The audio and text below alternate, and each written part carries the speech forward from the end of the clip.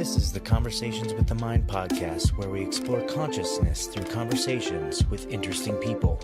Our mission is to engage the collective mind piece by piece to bring greater clarity of mind to our listeners locally and across the planet, and to contribute to broaden the shared experiential knowledge and wisdom of existence.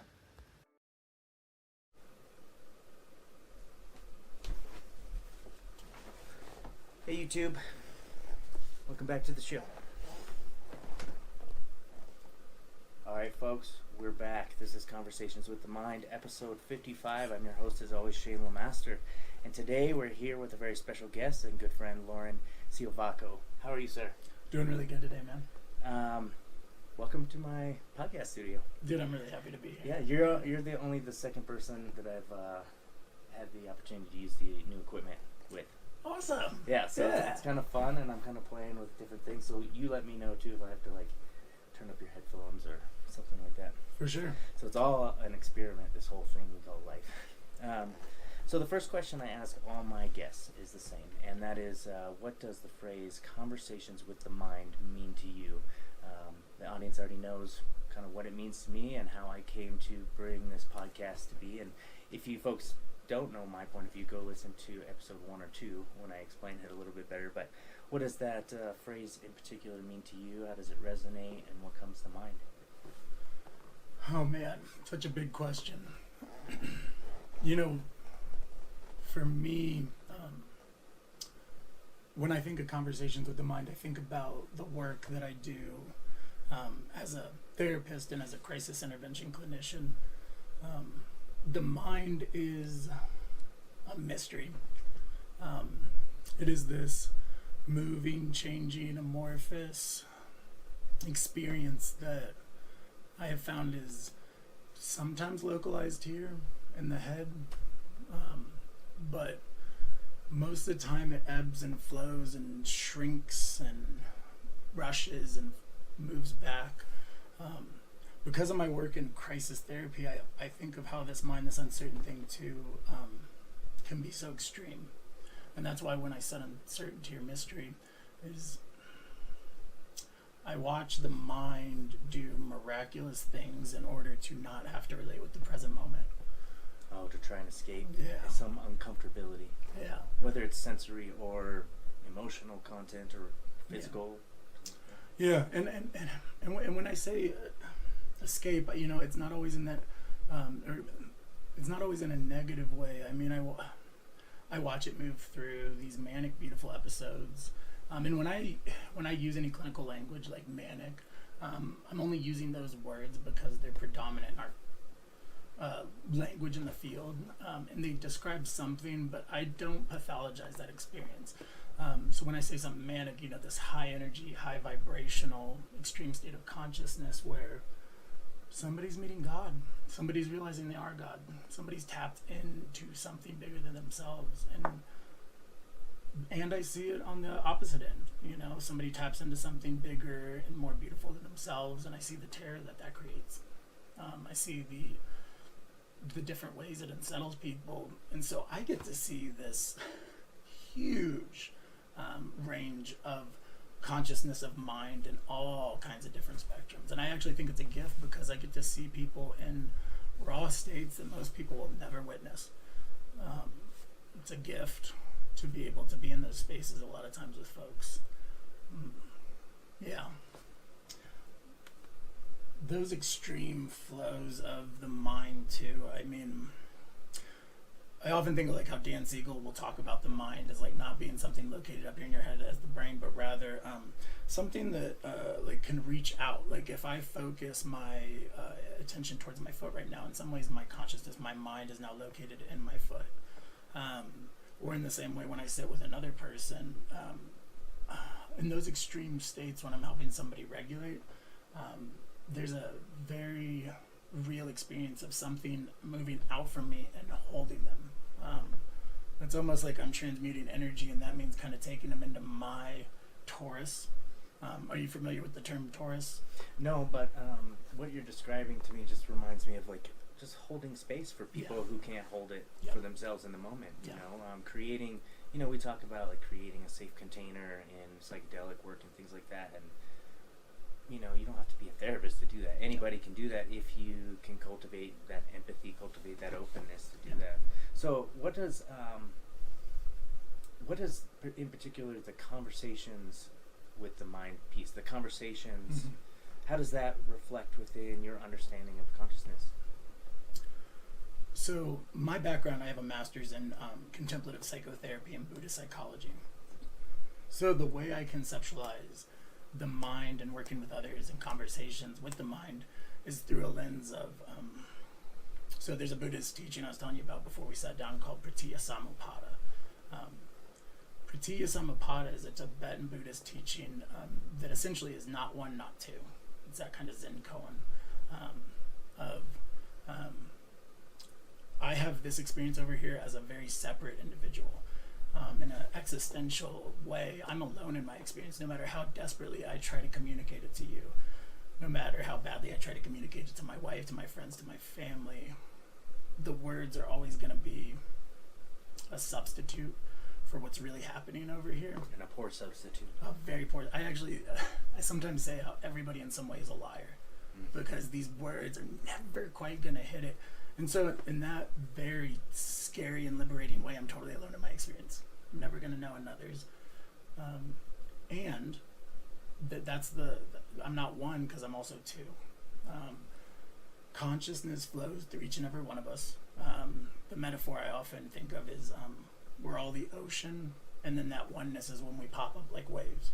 We see each other for a moment, we fall back. Or like how Alex Gray would say that mind neural lattice, I think is how he calls it. But anyways, there's this deep ocean we arise out of. So even though I'm over here having this very alone experience, I'm also deeply connected to you. Something moves through us, flows through us, it flows through all of us, and it's very easy to tap into that. So when I work with others, the conversation I'm having with the mind is I'm having conversations, I'm helping heal or work with or hold some aspect of myself in a way. So the more work I do over here to learn how to hold my grief, my loneliness, my shame, my anger, the better I'm going to be able to step into a space with another and see their mind do that dance and that play, and make space for it, be right there with it. Because I know it's a part of me, and in a very real way, I use the knowledge that we're connected to take information about what's going on in the session. So if I'm sitting with somebody and I notice my mind's starting to wander, that's not actually a typical experience I have. I'm typically very present. So if I notice that happening, I'm getting information about maybe that's what's going on for them. Maybe I'm feeling some aspect of how they're actually a little checked out or a little bored with their story or just stuck in that same kind of thing they do.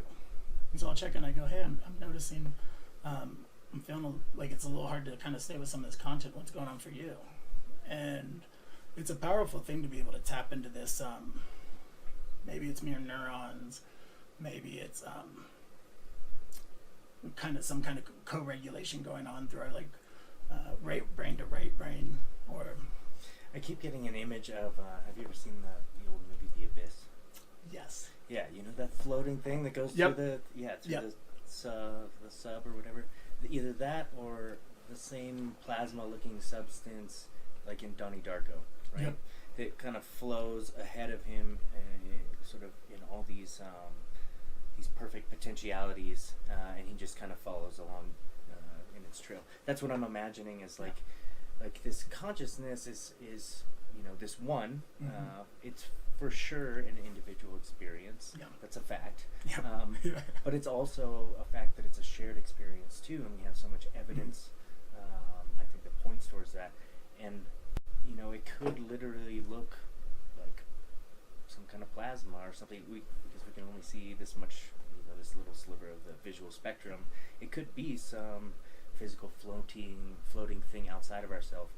Stan Groff talks a lot about how consciousness is not local, and how it's sort of outside of our bodies, even in the open space, and we kind of pick up on things from the external.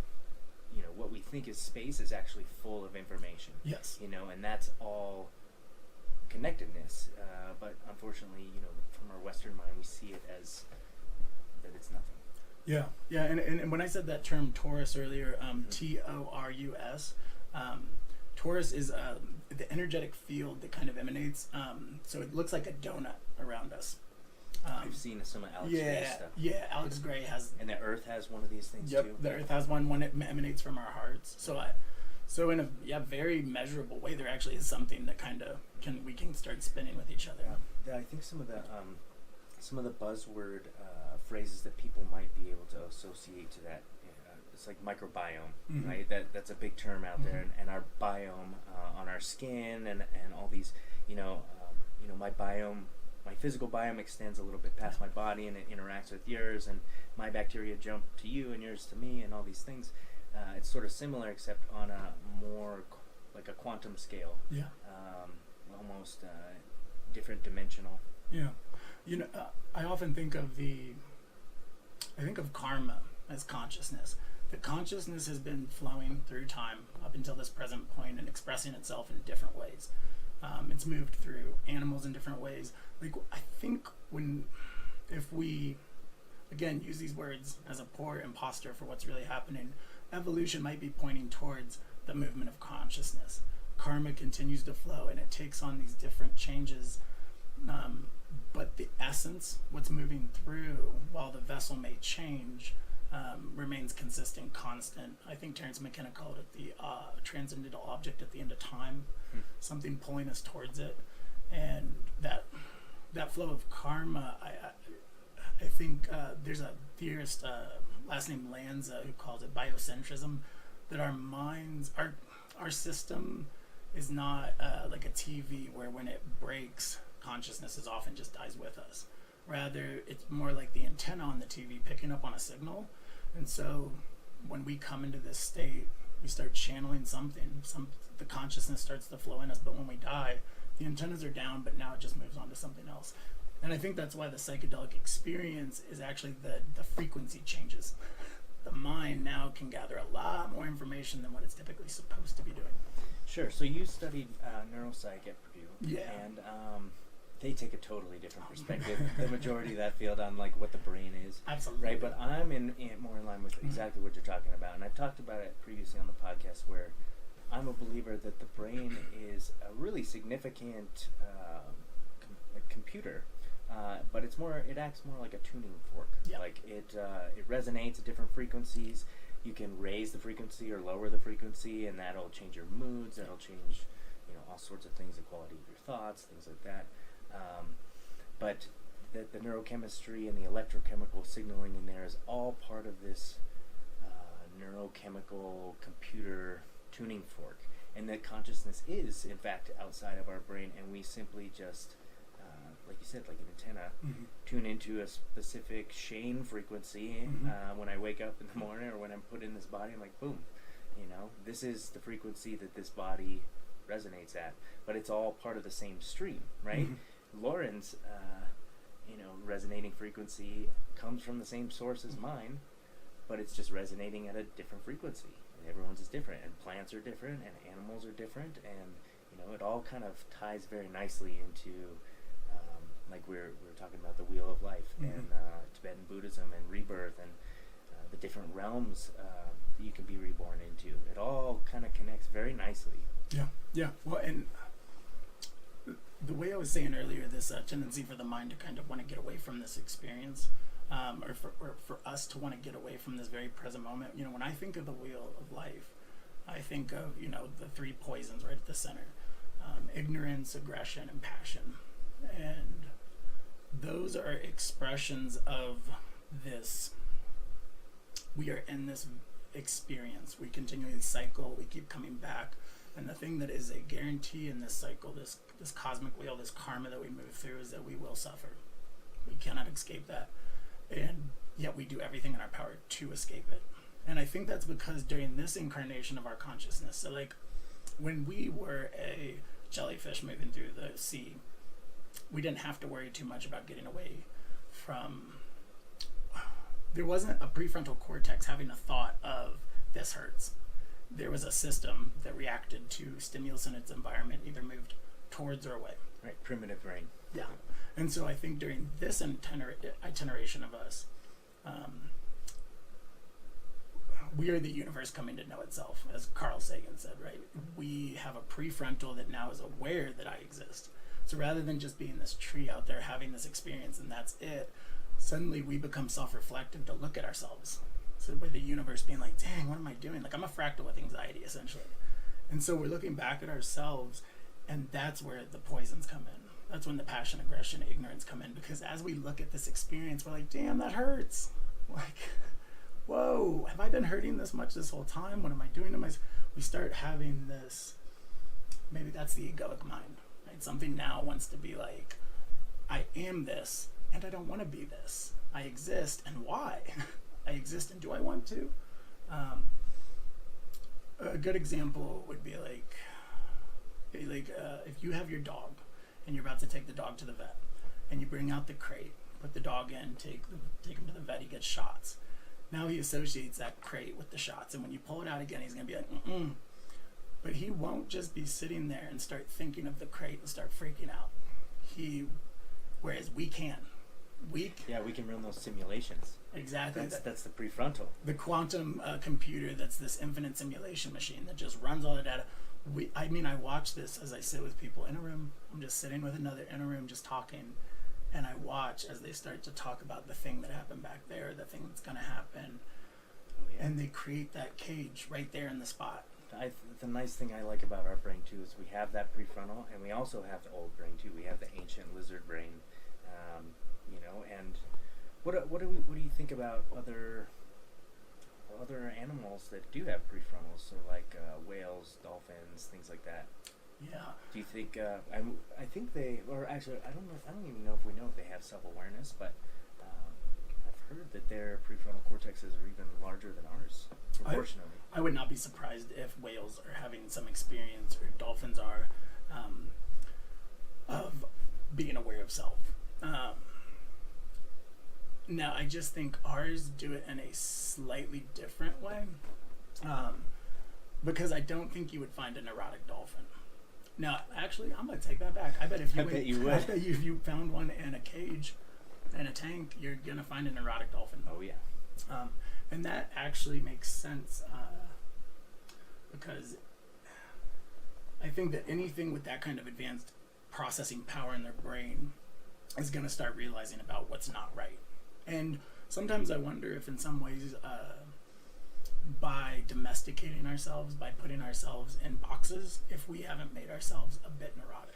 Absolutely. It's almost, we definitely see those trends with, prisoners in the prisoner population and things like that. And we still do it. Yeah. We still lock people in cages and expect it to rehabilitate them, but they come out much worse, much more neuroses. And then you're right. We're putting ourselves in our own prisons within these boxes.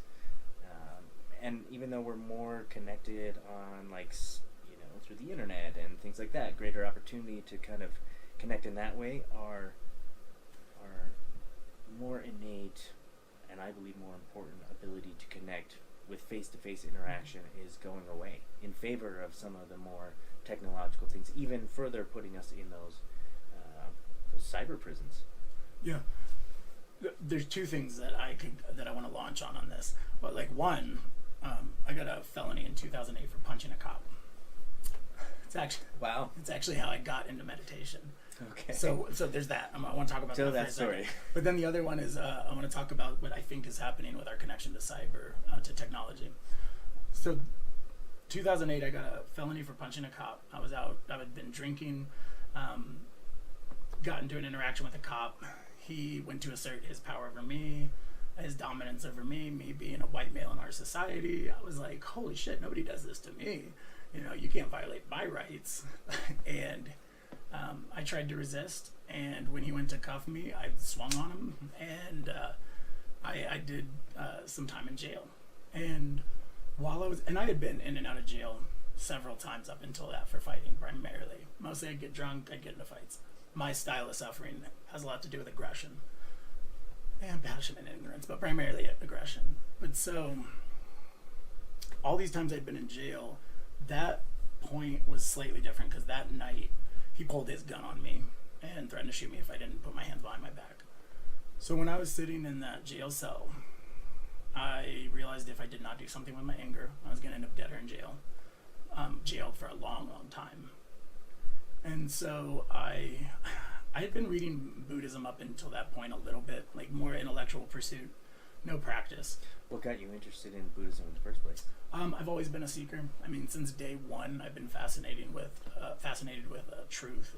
But Buddhism in particular stood out to you as something? Well, so in the way that happened too was I grew up in a more fundamentalist Catholic tradition, and then moved actually into like a Southern Baptist tradition, but very fundamentalist. And then I left the faith when I went to college. It just didn't line up with my reason and logic, but I'd always and primarily the reason I left the church was because I was reading so many different religious texts, philosophies, and realized there were so many different ways to conceptualize this experience in so many different maps. Well, the more you learn, the more informed decision you can make. Absolutely. And so the reaction that I had immediately was I left the faith, became an atheist. But something still appealed to me within Buddhism because I didn't have to jump through mental hurdles to reconcile it with my experience. That there wasn't this it just made sense in a more kind of. I started relating to it as a philosophy of the mind, or a science of the mind, rather than a religion. But so as I was sitting in a jail cell, I remember reading something the Buddha said. Anger's like a hot stone. You want to throw it at somebody, but you get burned in the process. And here I was sitting in a jail cell being like, yeah, that burned me. Yeah, it felt great to hit that cop in that moment. It was the best. Then everything after that was terrible. And so as I was sitting in that jail cell, though, I realized that the only thing that made the experience I was having painful was the fact that I didn't know how to be with myself. Because at the end of the day, I was just sitting in a room. And why was sitting in a room so absolutely painful? And so my experience was, in a way, I actually learned how to meditate more as a fuck you to the system and as a rebellion.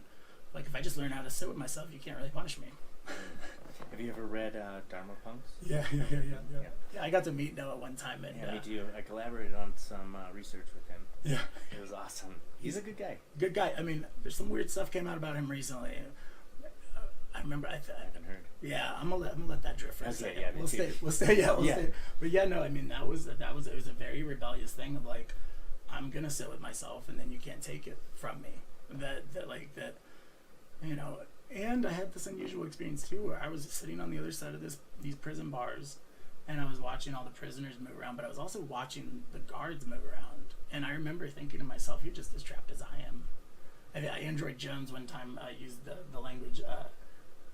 In a conversation we were having of free range slavery, like, yeah, they get to move around out there, and there's a more illusion of freedom, but they were just as trapped. Yeah, I shared on the podcast, I think it was in the last episode, about how New York just made private prisons illegal. I saw that. Yeah, first state, and about time. I unpacked it a little bit for the audience about how it really is modern day slavery. They're getting paid next to nothing. Absolutely. They have families to support as well, and they're required to work in horrible conditions. Yeah.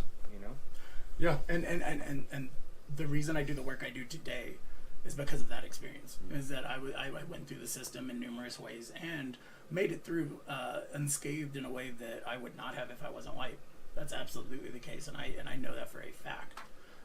Is that like I moved through that in a different way because of the color of my skin, and for that gift, there was a long time a big attitude of my practice and my movement came out of a place of like atonement. I need to make use of this gift I've been given. I need to repay society for the things I've taken and the way I've behaved. And then it got to a point where I was like, that was just some other trap too. I let that go. But being in a cell is what actually moved me towards learning how to actually have a conversation with my own mind. How to actually start coming into relationship with this beautiful, very intense experience and learn how to hold it. Learn how to become my own safe space. Learn how to find home, sanctuary, base, whatever, to be able to come back here and be like, it's okay. I've got me. Because I think that egoic, that prefrontal, that very separate kind of brain that isn't aware of how connected it is to all this, or it is, and it's like, nope, it hurts, I don't want to touch it. That was keeping me trapped, and so I started just learning how to let that go a little bit more, relax back here. And yeah, by coming back to this experience and learning how to hold every different emotional, sensational, energetic experience I was having in new ways, allowed me to begin able to step into a room with another person and watch their mind do the same dance and be like, I'm very familiar with this, and it's not a problem. Absolutely not a problem. Yeah, I agree. I'm also, I'm also a clinician too, and sitting in the room with people, whether they're in their prefrontal cortex, but it's all over the place, or, I see a lot of people operating still in their primitive systems too, addiction driven, things like that. And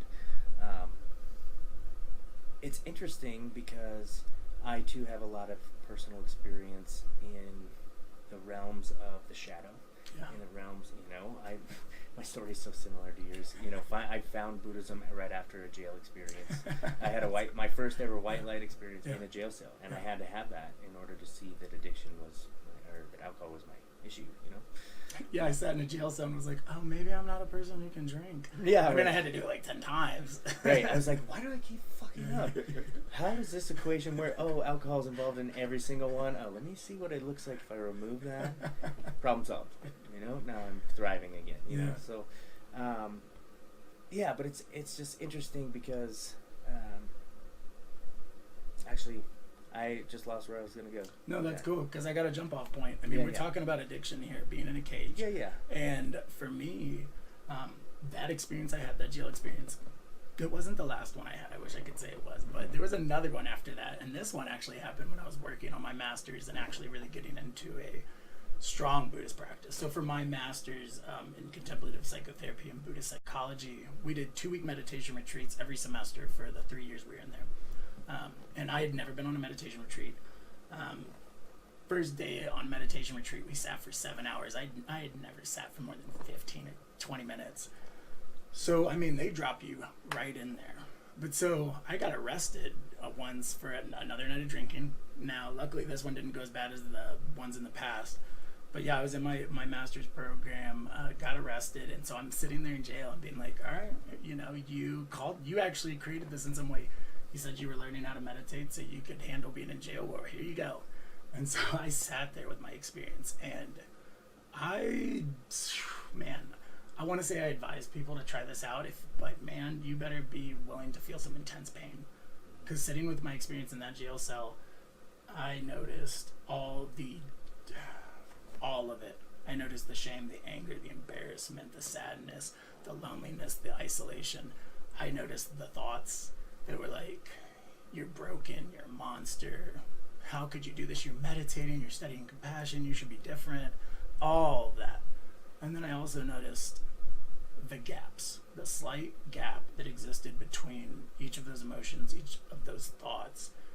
And that was the space where I realized I was already free.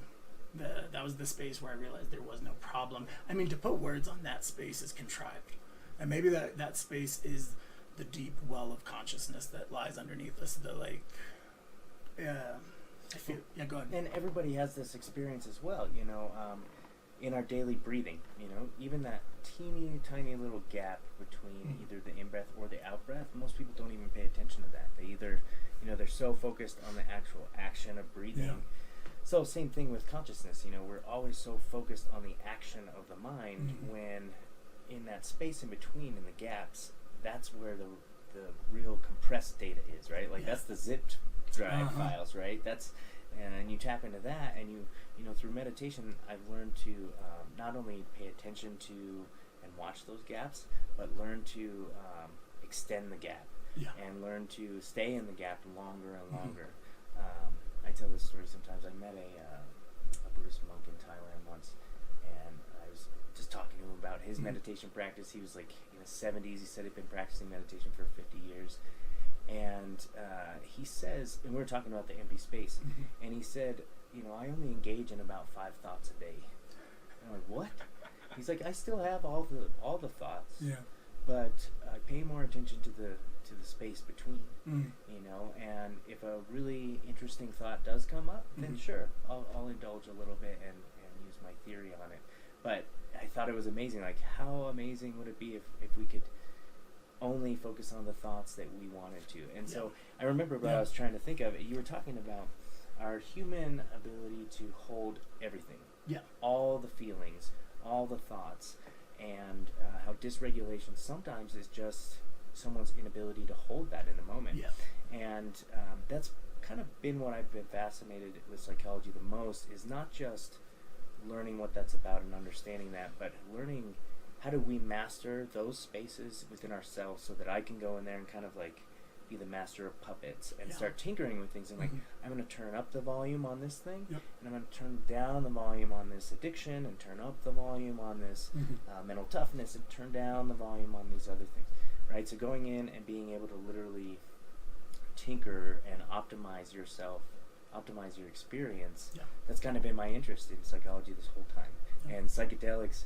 is the bridge for me to be able to do that. You know, I go into those spaces and get so much information, but also I get to experiment in those spaces, right? And that's where I think your VR stuff is going to be huge, is it's going to be another platform for people who like to experience and explore these inner verses, these inner spaces, and go in there and tinker and experiment and be like, how can I apply this mindfulness technique here and get the optimization that I'm looking for? Absolutely. And that tinkering you're talking about, for me, you're talking about the freedom inherent in our experience. I mean, this is one of the most terrifying things clients come in contact with, or any of us come in contact with, is the fact that we are free to do whatever we want. And most of our life is primarily a reaction. It's a habituated automatic brain system that learned what hurt a long time ago, knows how to avoid it really well. The default mode network. The default mode network, yeah. I mean, that network is pretty dialed in and knows exactly how to dart away from the experience quickly. And for me, this rebellion, this act of rebellion of like, I'm gonna learn how to meditate so a jail cell doesn't cause me pain, was also realizing, I mean, I'm a rebel, but a lot of my rebellion was reactions. You set a boundary. I mean, humans don't like being told what to do, but I really don't like being told what to do. And so somebody gives me sit down, I'm gonna stand up. And for a long time, this anti-authoritarian, this rebellion in me, I loved, but then I realized it was just another trap too, because it was, my rule was that I broke the rules. And so in order to break my own rule, I had to start following them. If everybody followed that, I mean, this practice of discipline of like, I'm not gonna engage that alcoholic drink right now.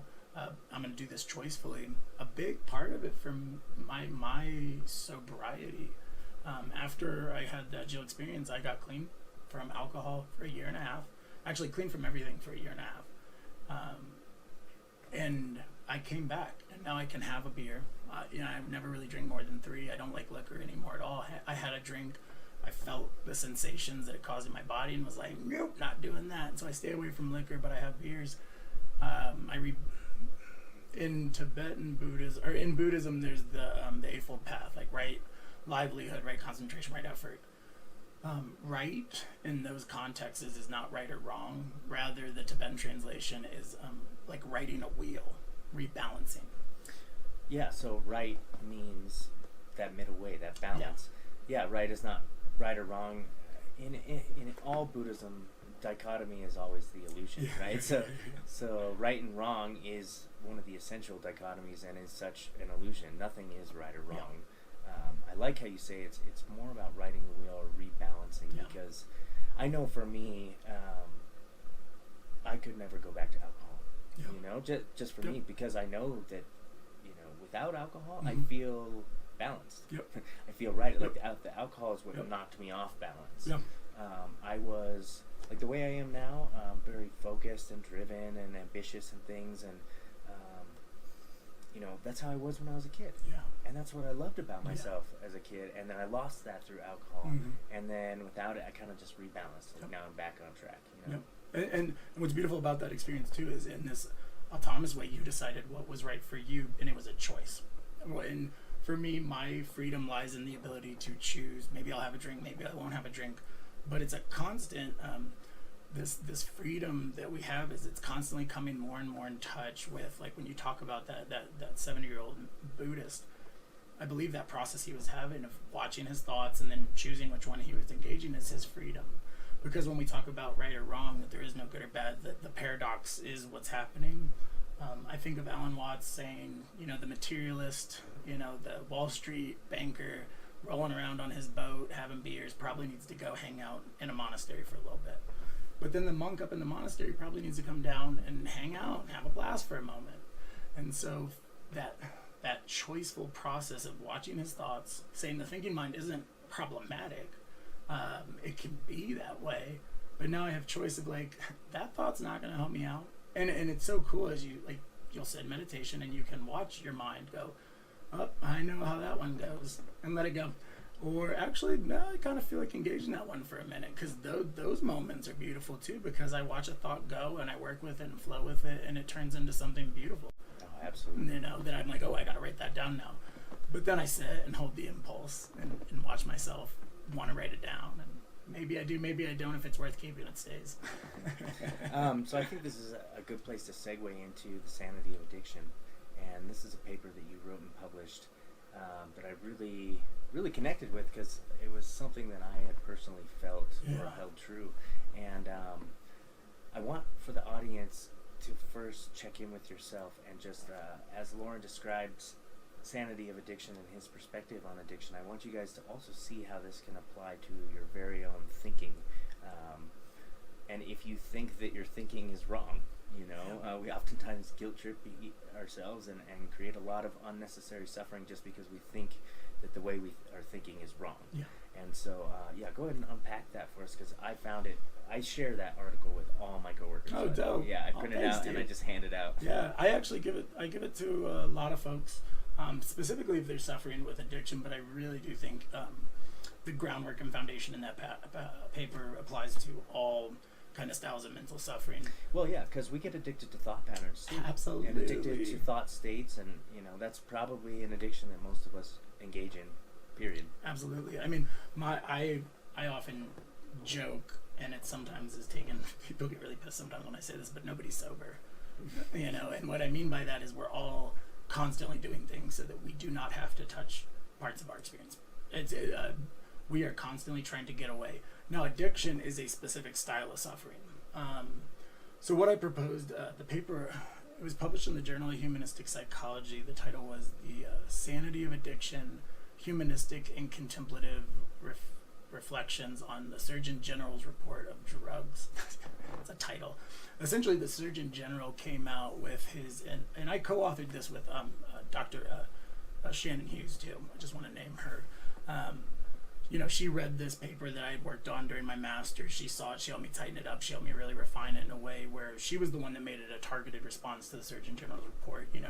That came out and we saw what it said. And essentially, they came out and said addiction is a disease, which that's huge. A lot of people, that really needed to happen for. It's very helpful for a lot of reasons. For people to be able to get the medications that they need, to get insurance to be able to cover the treatments. It increases access to care, all sorts of stuff. Yeah, absolutely. And it's a much needed framework so that we start bringing a bit more compassion to this process that is very human, very natural. And so essentially what I said in the paper was, while this was a huge step forward and it further destigmatizes addiction, which we need, the problem is that the Surgeon General and most people are still relating to addiction in a very dichotomous way.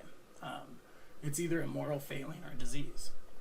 But both of those suck.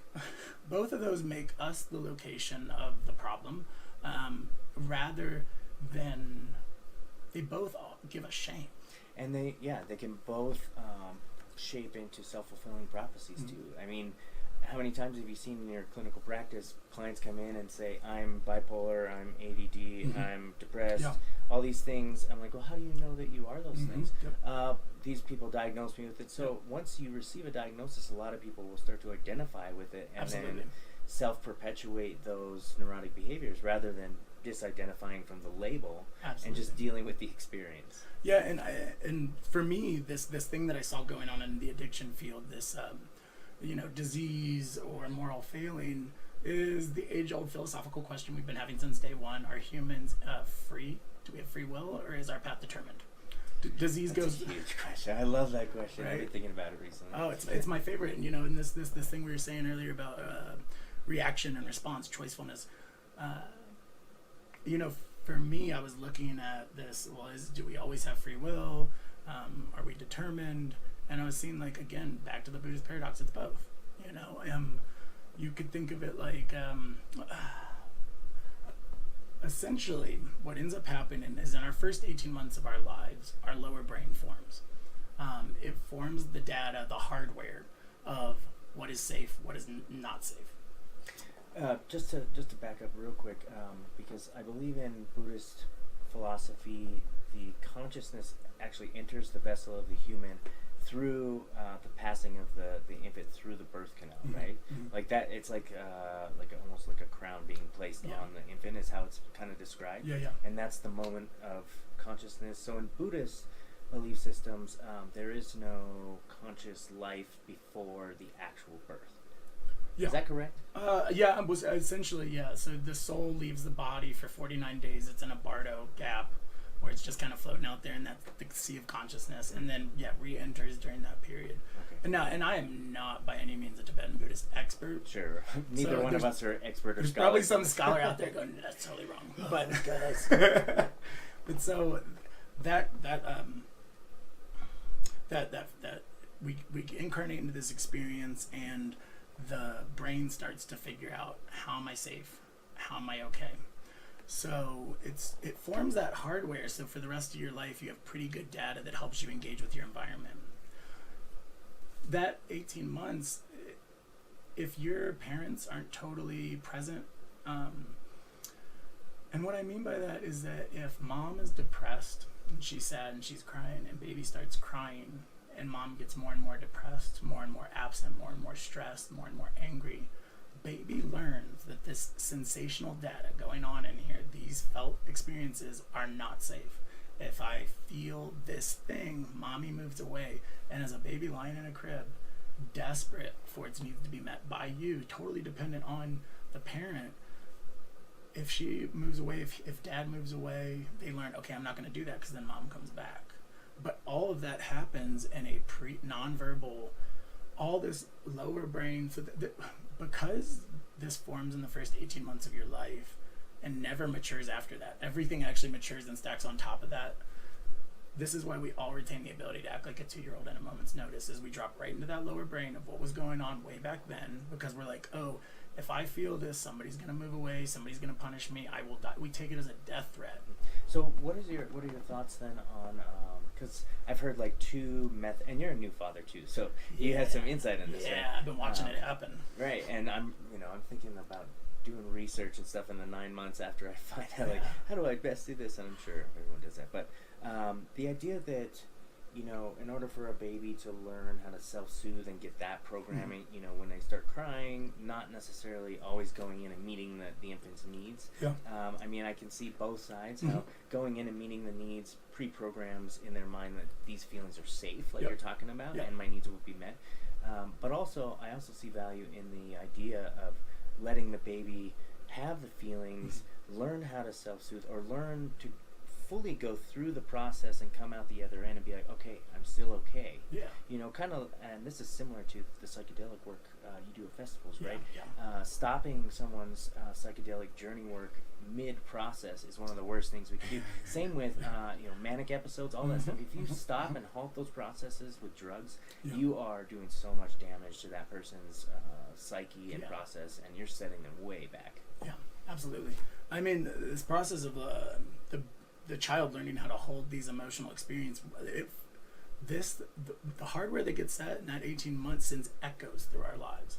I mean, and if you want to talk about karma in a very immediate kind of way, the patterns that you learn then, you start engaging throughout your life, and they pick up karmic energy. Or in a very neuroscience way, the path gets myelinated.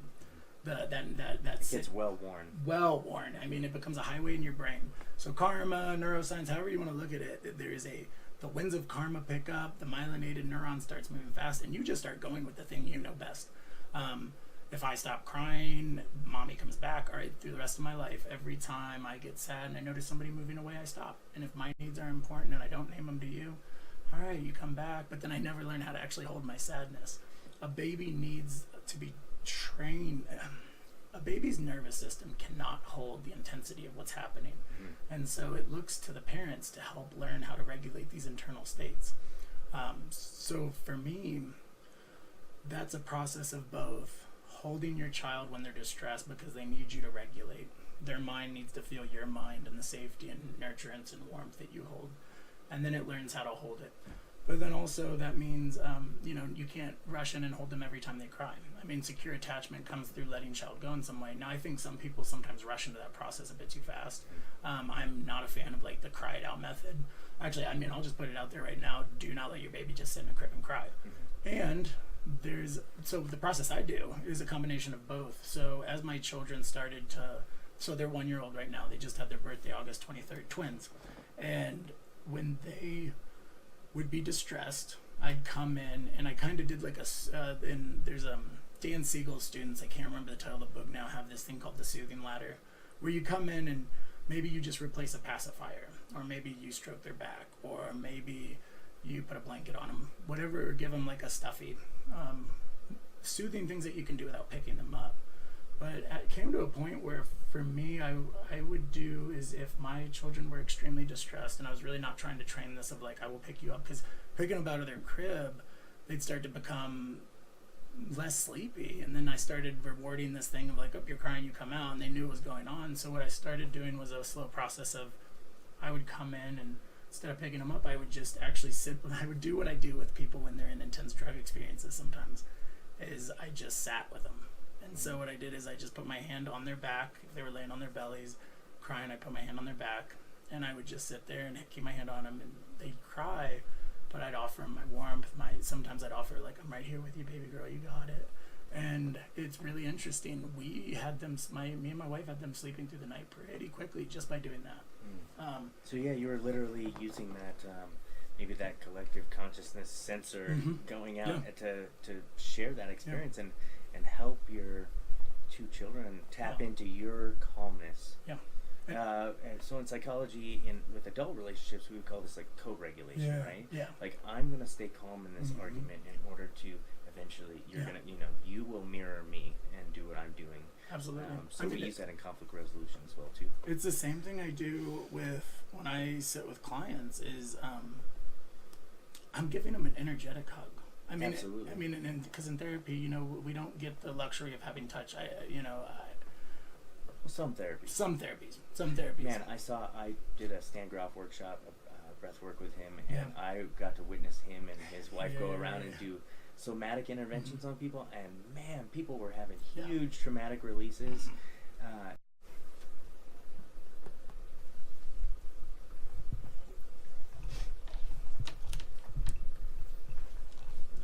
Let's make sure this thing does not tip over.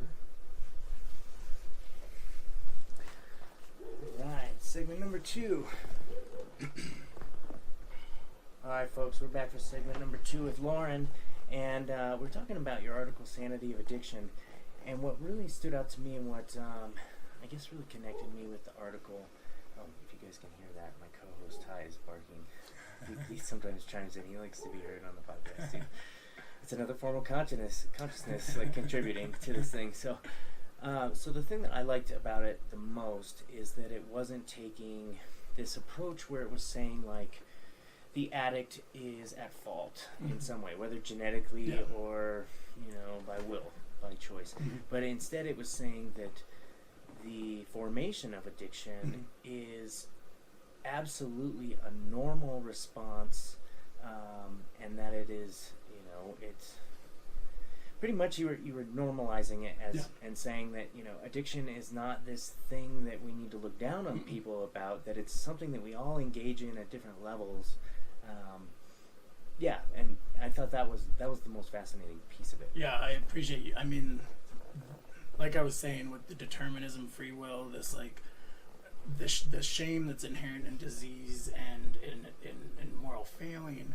For me, it's a sane addiction arises out of a sane desire to not want to suffer. That when we're in pain, especially like when we go back to this example I'm using of children and how that sets the framework, is that if this experience is unsafe. If I mean, when you look at people struggling with really truly deep addictive patterns that they feel like they can't control, they have huge traumas in their background, huge experiences that it was desperate to need to get away from. That this pattern, it's a survival. Either you do this or you're gonna die. Yeah, exactly. And so they learned a way to not have to deal with the pain that was right here, and and that to me is completely normal. It's completely sane to not want to hurt. Unfortunately, what ends up happening is that pattern that you used to get away from that suffering and pain then is now still happening because that path myelinated, the winds of karma picked up, it got locked in, it kept you safe, so you keep doing it, but now it's maladaptive. Now it's having a lot, because the desire to not want to suffer is sane, but that does not mean I will say that the behavior is sane. The desire to not want to suffer is sane. The behavior is where we got to just have a critical eye and say, is that helpful right now? Is that working? Right, and at first, the addictive behavior starts out as something that is beneficial, something that has a positive effect on your consciousness, on your body. It relieves pain, emotional, psychic, spiritual, physical. But then it reaches that tipping point for some of us where it becomes more destructive for sure. Absolutely toxic within our body, especially with alcohol. That's the one that I engage in the most. It's the worst one. It is the worst one. Way worse than all the rest of them. That one and tobacco too. I had finally quit cigarettes. Nice. Yeah, dude. The day I found out about just one daughter, then it turned into two. That's such a great motivator. That was I tried quitting like 10 times up until that point. Yeah, it's just you find something that'll do it. I quit tobacco January 1st of this year. Nice. Yeah, that's sweet. And the thing that sucks about tobacco is how versatile it is at being a thing that helps you get away from a thing. Sure. It's a very socially acceptable one that I can do all throughout my day. Caffeine too. Yeah. Let me escape from my feelings of lethargy or Well, and that's why I think that we're all trying. There is a very narrow box that our consensus reality is our kind of default mode, and there is a very kind of limited box that our society has made a space that you're allowed to be in. It's almost like a shared VR space where everyone can connect. Yeah, and so because there's a very limited bandwidth there, you can drink on the weekends, but not too much. You can have caffeine, but don't do meth. You can have meth. If it's prescribed. Yeah, called dioxone. They prescribe that to 6-year-olds. But and Adderall, Ritalin, all the same. Yeah, and so there's very limited states of consciousness that we're allowed to be in. But most of the control, the societal control that gets exerted upon us, is telling us which states we can be in. I mean, I believe that the DSM, in a way, it's pathologized states of consciousness that it doesn't know how to handle or is labeled problematic. So for the listeners out there, the DSM is our diagnostic manual that we use in counseling and psychotherapy.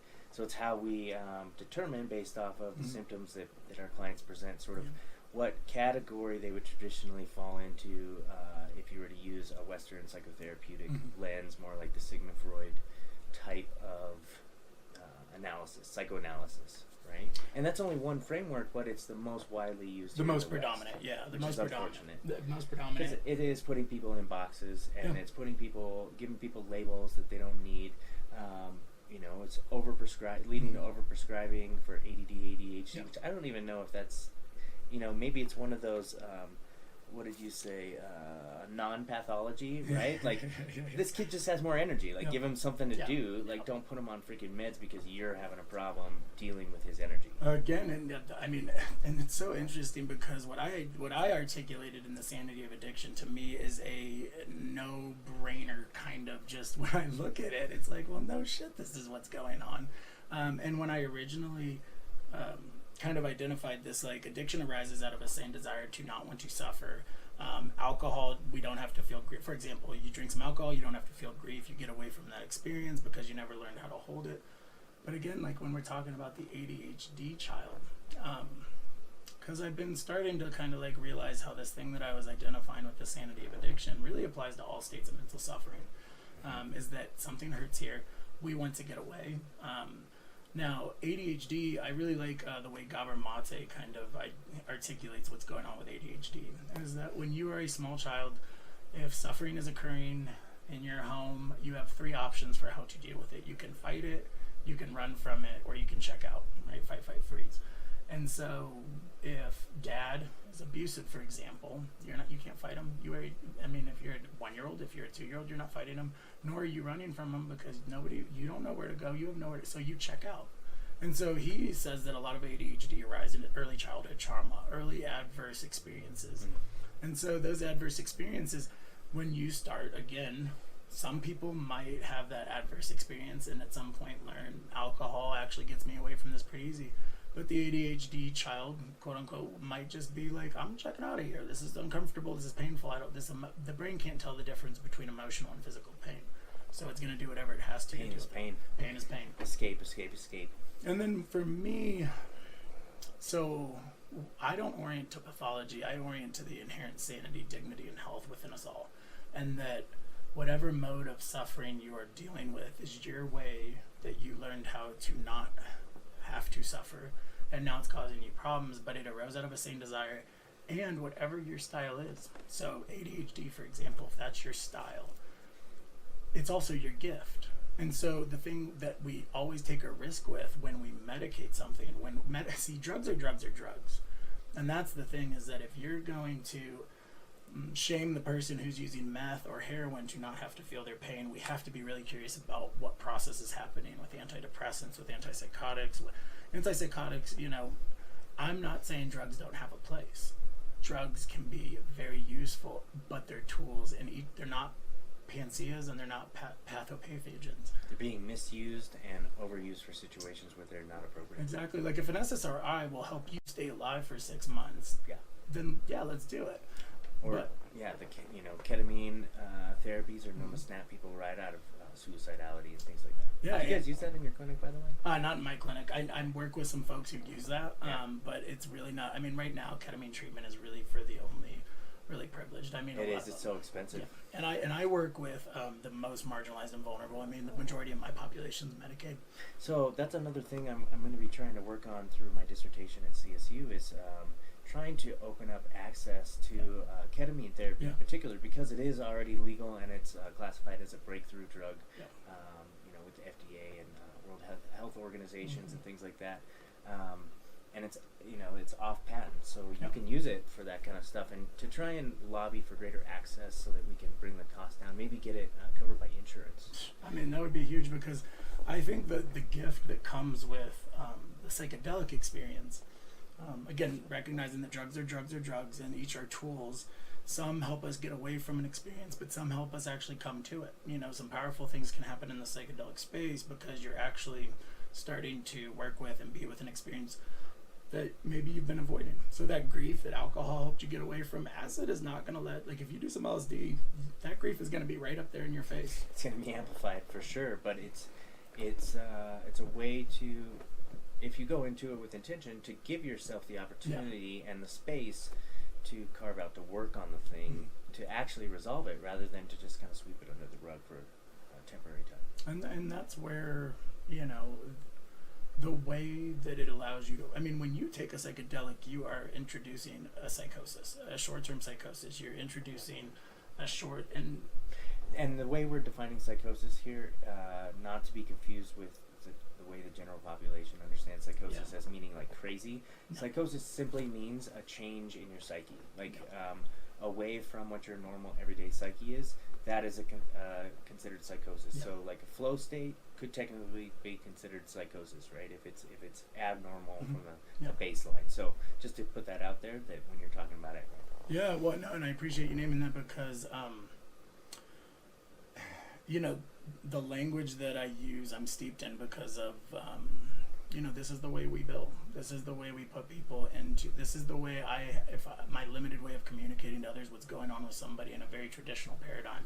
You know, if I say, oh, I think this person's actually going through a spiritual emergence and working with unconscious projections from their inner child, like, you know, somebody's You're not going to get paid for that session, you know, you get not from Medicaid. Well, and here's the other thing is that, you know, I'm the director of psychiatric services for a large event medical team that works these music festivals here in Colorado. Just did Arise, the largest outdoor camping festival in Colorado, 14,000 people.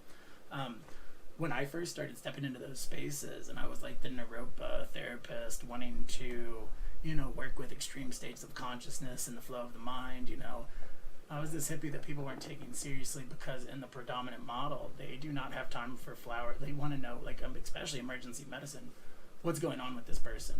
And so in some ways, in order to be able to do the work that I do, I've had to learn how to speak the language of the kind of predominant folks, you know, being able to say, like, hey, you know, this person's going through a manic episode, and it might be related to them being off their meds, or it might be related to childhood trauma, you know, is like a way that now other clinicians who aren't steeped in like a more esoteric kind of background can understand what I'm about to do with somebody, even though that's just something to help them understand, like, hey, I'm gonna go sit with this dude. Right. I mean, you're just you're trying to describe the same event through different different professional vocabularies. Yeah, exactly. And so I think that is where you know, there you have to be in order to do a lot of the work in our field and bring in these kind of alternative perspectives that are so desperate, right? Because the best place to have mental illness is not America.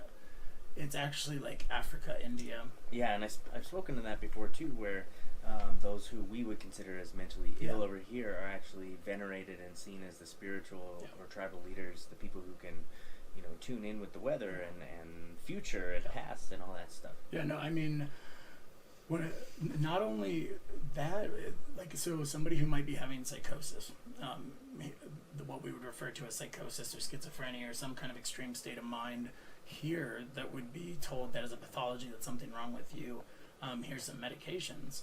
If they were in India, that same person might report that they just talked to gods. And not only that, over here, our delusions or hallucinations, so typically with like organic sort of psychosis or schizophrenia, people will typically hear voices. That's a primary experience, and whereas like a drug experience, people will tend to see stuff more. Right, and they're both hallucinations. Yeah. So just so that people know, hallucinations are not just visual, but like auditory hallucinations, somatic hallucinations. Every sense in the body. Yeah, and hallucination is not. Hallucination is literally seeing something that is not there, correct? Which is not what happens in a psychedelic experience. You're not seeing things that aren't actually there, like, you know, the propaganda would tell you. You're just seeing more of what is actually there that you're kind of tuned out from in normal everyday waking consciousness. Actually, an important way that I will assess, is this a drug experience or something more like what we would call schizophrenia, organic, is people in psychedelic experiences will typically have what you were just describing in the literature we call the pseudo hallucinations. So a pseudo hallucination is where you are seeing something maybe that is not there, but you're aware that it's not there. So you'll see that with psychedelic experience, this phrase, it's as if the wall is melting. Right, or I'm thinking more like, you know, I'll look at a tree on a psychedelic. It looks as if it's breathing. Or, I can see like energy emanating from its branches and stuff, and like, that could actually be there. Maybe I'm seeing more of the light spectrum because, you know, these psychedelics are amplifiers and open those channels. And then, you know, when I'm off of the substance, it closes the channel back up, and now I can't see it, but it's always there. So that's the things that like Alex Gray draws and Android Jones is exploring is like showing us more of our reality that is there all the time, but that we're not always conscious to. Yeah, and so the somebody who might hear voices here in the States, voices when we study them tend to be persecutory. They'll have some religiosity, a lot of shame. So sexual material, like you're a filthy whore, a voice might say. It might be the voice of a past attacker. Whereas voices in like places like India will be gods, ancestors, and they'll be helpful, they'll be friendly. And so I often think, you know, the psychedelic experience, the organic psychotic experience, whatever the spiritual emergence, these extreme states, when we don't label them, have so much overlapping material. And I think, you know, what I see when I'm working with somebody who's in a bad trip at a festival, is that they are working with something that they desperately don't want to be. So the way I was saying that a psychedelic might help you come into relationship with that pain you've been avoiding your whole life, that you may not even be aware of, that black hole of suffering that lives with you, and you're going to be face to face with it. And the second you start experiencing this thing that you've never learned how to experience, this death threat from childhood in a psychedelic experience, you start freaking out saying, I don't want this, I want to get away from this. That's where resisting again. The resisting is where the bad trip begins. Yep. Most of what I do when I support people through these experiences is allow them to find the skill set that exists within them to hold it. I just help them learn how to hold this thing, to make it okay. It's safe to be here with your experience. So I wonder if, in some ways, what the Western psychotherapeutic approach has been doing has been creating bad trips for people. Somebody comes in hearing voices, and a psychiatrist or a psychotherapist says, oh, that's terrible. That should not be the case. Something's wrong with you. Something's broken with you. You have a brain disease. And then they start freaking out. The voices maybe start taking on a more antagonistic tone. Then we start medicating, and then they've never learned how to maybe even deal with the voices.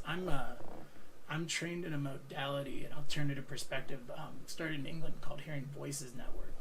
The Hearing Voices Network is a peer support group that meets, and it's people who identify as hearing voices or seeing visions or any extreme state. And there's no counselors in the room. There's no degrees. There's degrees in the room, but they're not in their professional role. But it's people who have these unusual states of consciousness coming and talking to itself, almost like an AA group for hearing voices. But people engage each other, and they make sense and meaning and purpose out of their voices in some way, non-pathologizing.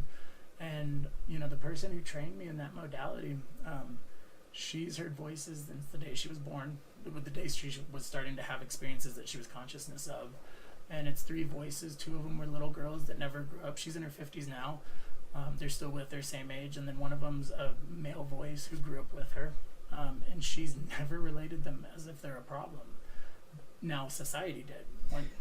But what do you think is going on there as far as consciousness-wise? Like, do you think, like, that this person, like, if you hear voices, do you think your tuning fork is tuning into somebody else's frequency also that could have lived in the past, or could, you know, be in a spiritual presence, or, you know, could it be projection from somebody else's own memory, or what do you think is going on with that?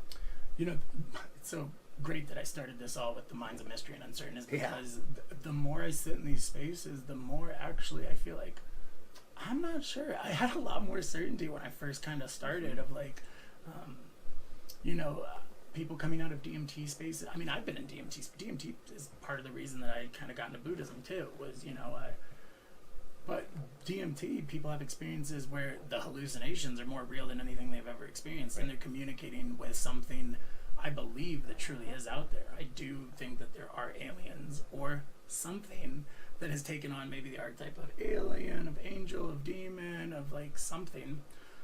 But then I also have been with people in states that I'm like, that...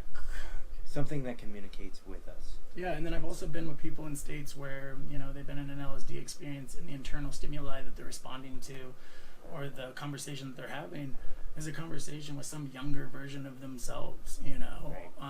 Or I've seen... Yeah, so time, like, layering on itself. Almost like, you know, the Buddhists believing that past, present, and future are in accordance simultaneously. Yeah. You know, that we can literally time travel in our mind if we can take ourselves back to spaces when we were young, or to our future self, that we can experience those and actually experience time travel without a machine. I actually often conceptualize, or I'll use this kind of language with clients, of like the way that we are so focused on how the past is impacting us right now.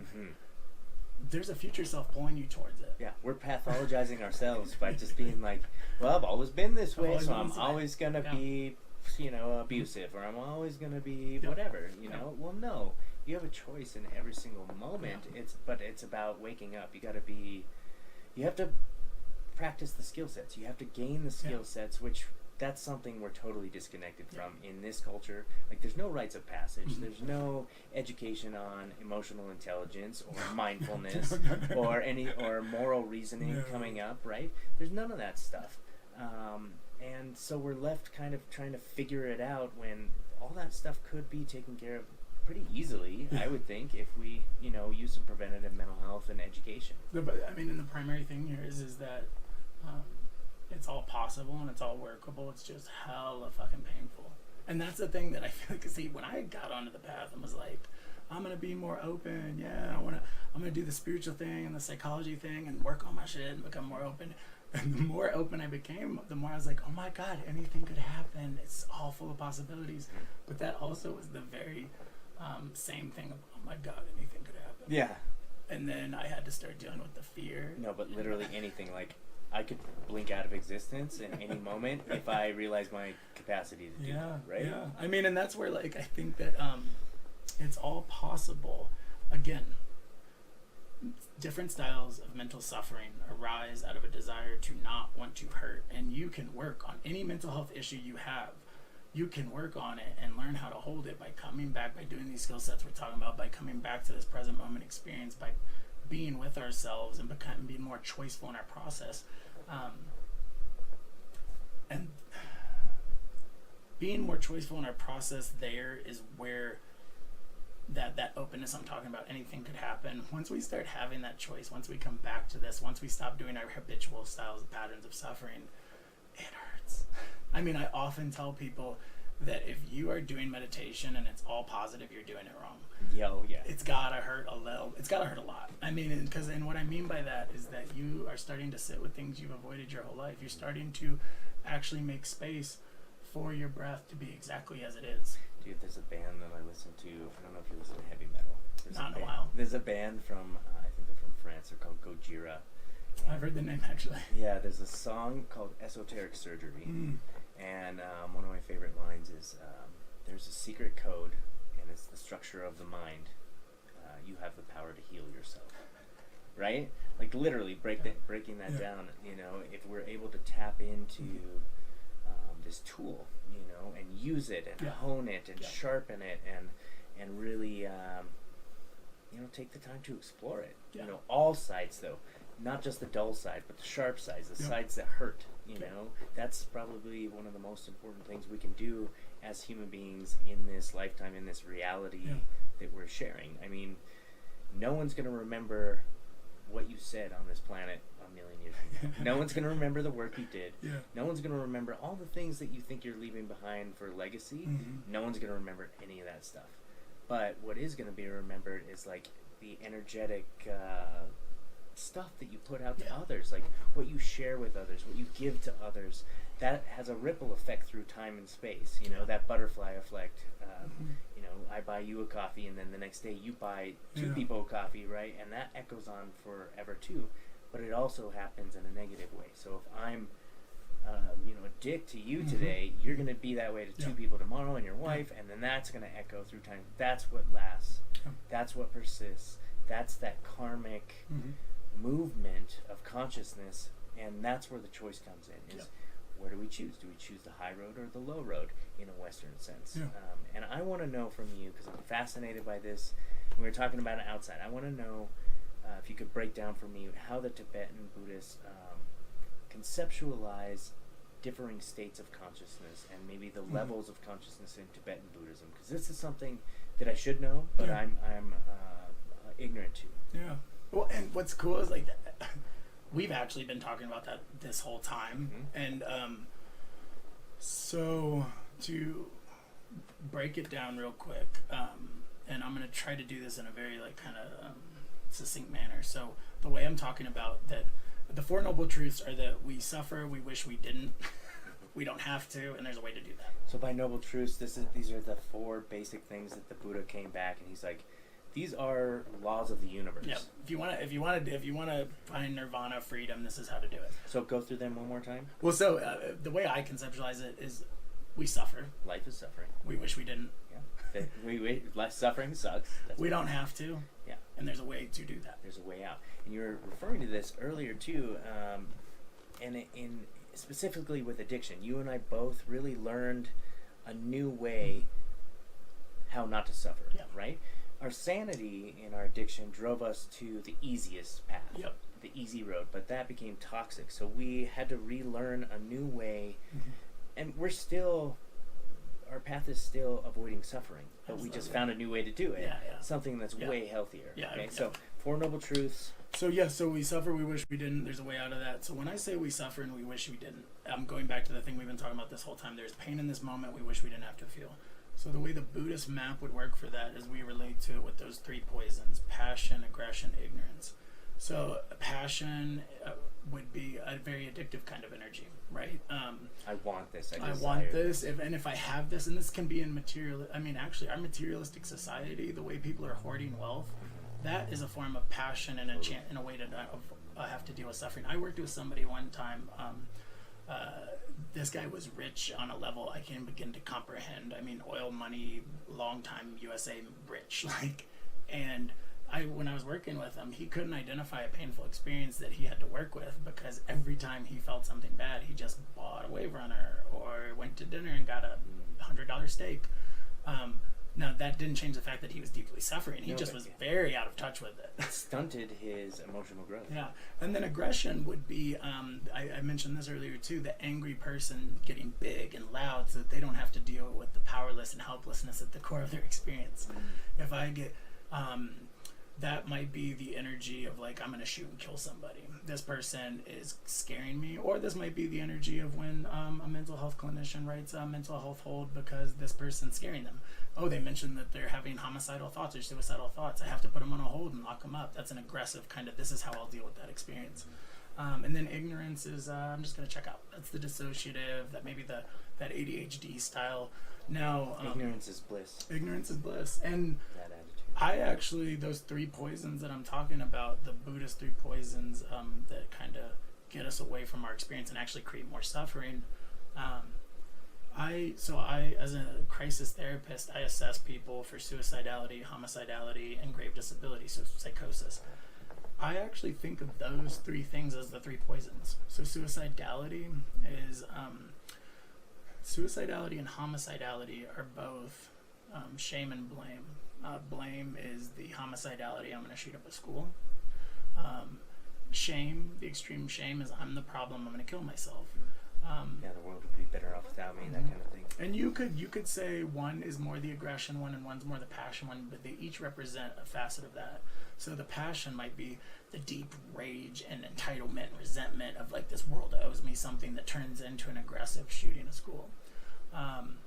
Or the aggressive, I'm going to kill myself, is also this passionate, when you say somebody's suicidal, there's this deep feeling of how their world, they're addicted in a way to this, to these thoughts of, if I just died, this would all get better. It becomes this insanely creative coping strategy that begins typically at a very early age.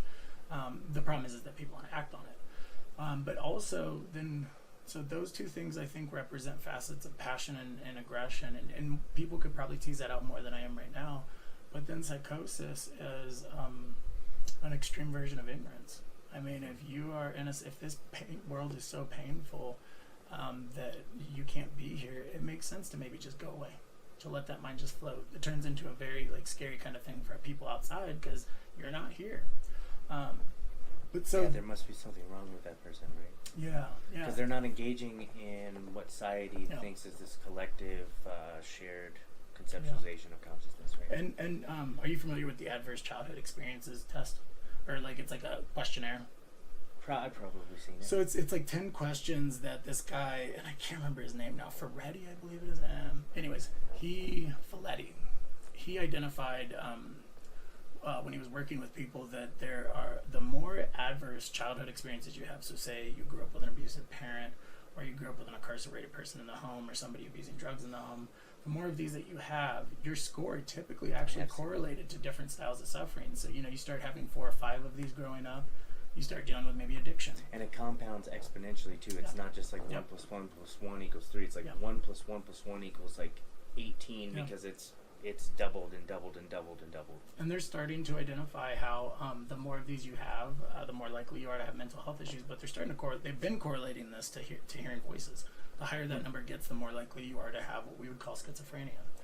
And so that Tibetan map is just those 3 poisons, but those 3 poisons break into actually like 5 different emotional energies. So 2 of the aggressive energies would be, so in the Buddhist conception, there'd be your Vajra, that's the anger, water energy, also clear seeing wisdom. So every emotional energy has a wisdom and a neuroses. So if you think of Tibetan prayer flags, the 5 colors represented on there each represent one of these different emotional energies. Blue being anger and clear seeing wisdom. The other aggressive energy would be karma, which is green, which is that's wind, which is the neuroses is the wisdom is skillful action, just getting shit done. But the neuroses is this neurotic busyness, spinning around, getting nothing done.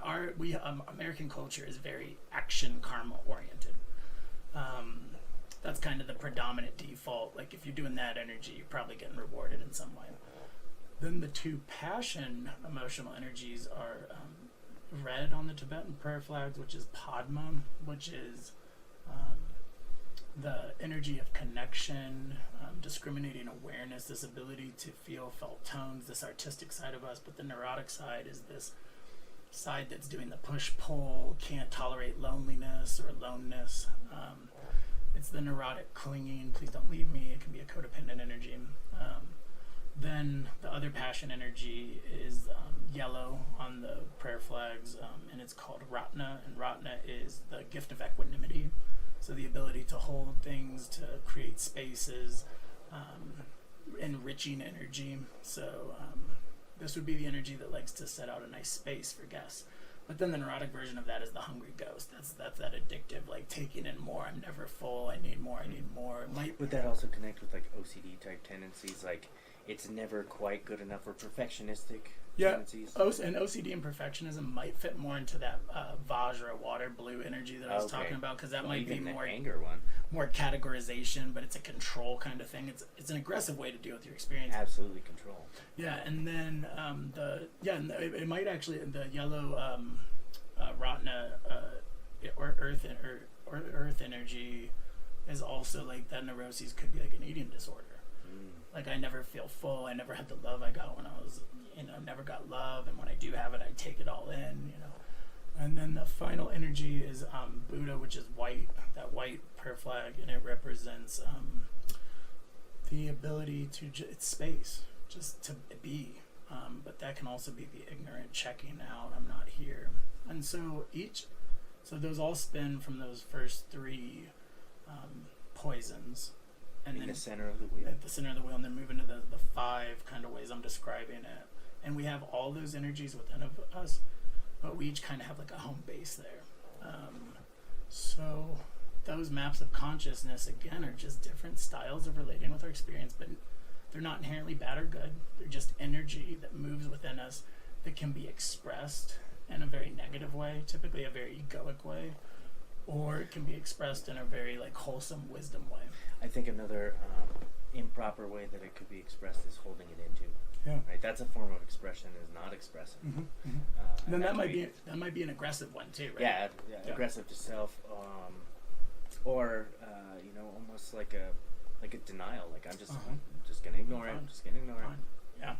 And so all of those, that was like it's another map. So it's kind of like another version of the DSM. Right? These are all just maps. Little fact about the DSM-5 is that was all of the disorders in there came about. About 100 years ago, when some of the first people started categorizing mental health issues, the APA, the American Psychiatric Association, used to be called it's like the Association of Superintendents of Insane Asylums, but that's not a sexy name, so they changed that. But they were studying insane asylum populations at the turn of the century, which was everybody who was not okay for society was there. So it was mental health, but it was also people with dementia, it was also homeless people, it was also criminals. But now, like so that's where the original like nosology came out of. That's where the categorization started to begin. But the most recent version, the DSM-5, the last 3 DSMs, that's just a group of white men sitting in a room voting by hand. Yep. So if that sounds good. Let's check that out. Guys, is anyone hungry? Let's get out of here. Well, and take major depression, for example. There's, I believe, 9 or 11, no, I think 11 different criteria in major depression. So you could have 2 people that don't even have a single symptom that overlap, but yet have this category. Yep.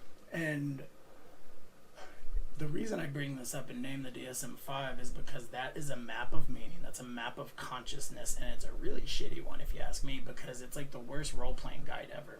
It's like there's not even any like skill sets in there, right? Whereas at least the one I'm articulating that comes from a different kind of culture and orientation allows within it, hey, that style of suffering hurts, and maybe it's your greatest gift. So if we teach you how to use it effectively, choicefully, from a place of less egoic, maybe it will actually be the thing that makes you, the thing that defines you. Sure, I think in maybe one of the most extreme type of examples that could maybe paint this picture for people, like savants, right? Like people who have significant, like, by all, mental health scales and everything, they would have intellectual deficiencies in certain areas and IQ and all stuff like this, but maybe they can solve like super complex algorithms on a chalkboard that can never be solved.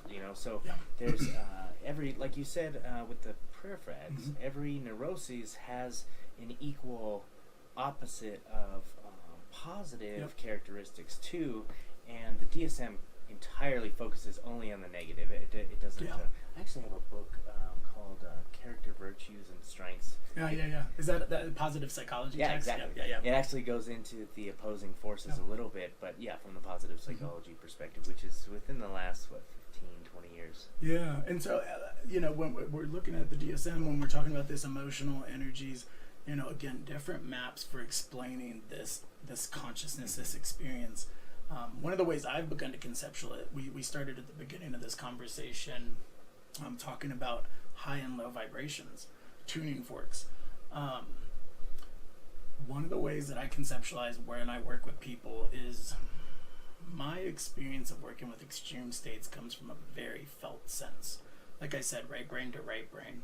I'm trying to get a sense of where they are. So if there is a center of the mandala and their tuning fork is vibrating really high, that type of energy would be, I think, what most people in the DSM would call maybe 80. Like, different, the higher the vibration it gets, the more it's like anxiety, ADHD, some like a high resting nervous system. They hum high. Absolutely. So I hum high. Then there's, if we go down from the center of the mandala, that might be the depressive vibration, like the lower vibrations. I just want to stay at home. I can't get out. I don't feel like I can even get up out of bed. Those are the ones that I tend to vibrate when I'm in my neurosis. Yeah, and so like I think there's certain people have nervous systems that kind of hum at a baseline, and we say that the center is the best kind of state to be in. And we're trying to help people get there, but it might not be. So, my nervous system hums higher. I've been labeled with ADHD, but when a crisis happens, people love that my mind moves this quick. Because once a crisis starts to go down at a festival or an emergent situation, it's like the world finally caught up to where I'm at. Yeah, you're already in action before people are calling for help. I talked to a firefighter out in Stonewall, down past Pueblo, and he said to me, he's in his 50s, 60s, he goes, they tried to label me with ADHD back when I was younger, and my mind moves pretty quick, but when a fire starts going, I'm the one right with it. He says his mind moves with that fire, and then it's not a problem. But so depression and anxiety, I think, are high and low vibrational. But then I think if we go right or left on that mandala, I think on the right side, or either one, it really doesn't matter. You can create this mandala however you want, but I'm trying to vocalize this. Right. On the right, I think the nervous system, so the somatic, is either high and low vibrations, and then on the right and left would be the egoic kind of structure of the mind. Is it either really tight or really loose? So a really loose kind of structure of the mind might be the psychotic experience. So the ego's so loose. It's just free flowing. Yeah, kind of picking up on all signals. Yeah. And then on that right side, that very tight, kind of rigid mind structure might be the OCD mind, right? Like it has to be in a space, in a box. And so this map that I use, again, this are they tight, loose mental boundaries? Are they high and low vibration? Only gives me a sense of where the person sitting with me is, so that I know how to match, be with that, and then also which direction we might want to head. You know, but I never problem solve, or I always make space for however that energy is showing up within them. That space is okay, and typically that allows them to come back. It's once you start saying you shouldn't be having that people start freaking out. You know, just like if somebody says to you, stop being angry, because that always works. Sure. So I see this too in like group psychedelic experiences too, where you know, someone starts having a challenging experience, and others will kind of come around them and maybe place a hand, like you were describing with your babies, or like help them hold the space, help them ground, help them kind of tap into and co-regulate off of grounded energies. Now that's how you and I met too. You and I met during a group experience with the Native American church in a teepee ceremony with peyote, and then the next morning what I find the most beneficial, the sweat lodge, which was super intense. That was super intense. Makes you feel like you're being reborn after 2 hours in 200-degree heat, and you come out of there and you're like, whoa, totally new person. So on those two experiences were so powerful for me, because I did not enjoy those at all. I mean, people often think about the psychedelic experiences being as fun, you know, I think Terrence McKenna frames peyote as an ordeal medicine. That's the fact that you survived and made it out the other side is actually what's useful. Like, right, it's like a hero's journey. Like you're going into the depths, buddy. Like, this is not going to be fun. And that's one of the reasons that, like, you know, I am a huge proponent of the psychedelic movement. I mean, I've made huge strides within it personally and professionally because I believe in it. And one of the reasons I'm also, like, critical of it, in the sense that, like, I think ordeal experiences are really powerful. How I see MDMA being used in the communities, I sometimes wonder, is this serving us? Now, different tool for a different purpose. Different tool for different purpose, and that's why, like, one of the problems I see with, like, MDMA culture right now, I love what MAPS is doing it with healing trauma.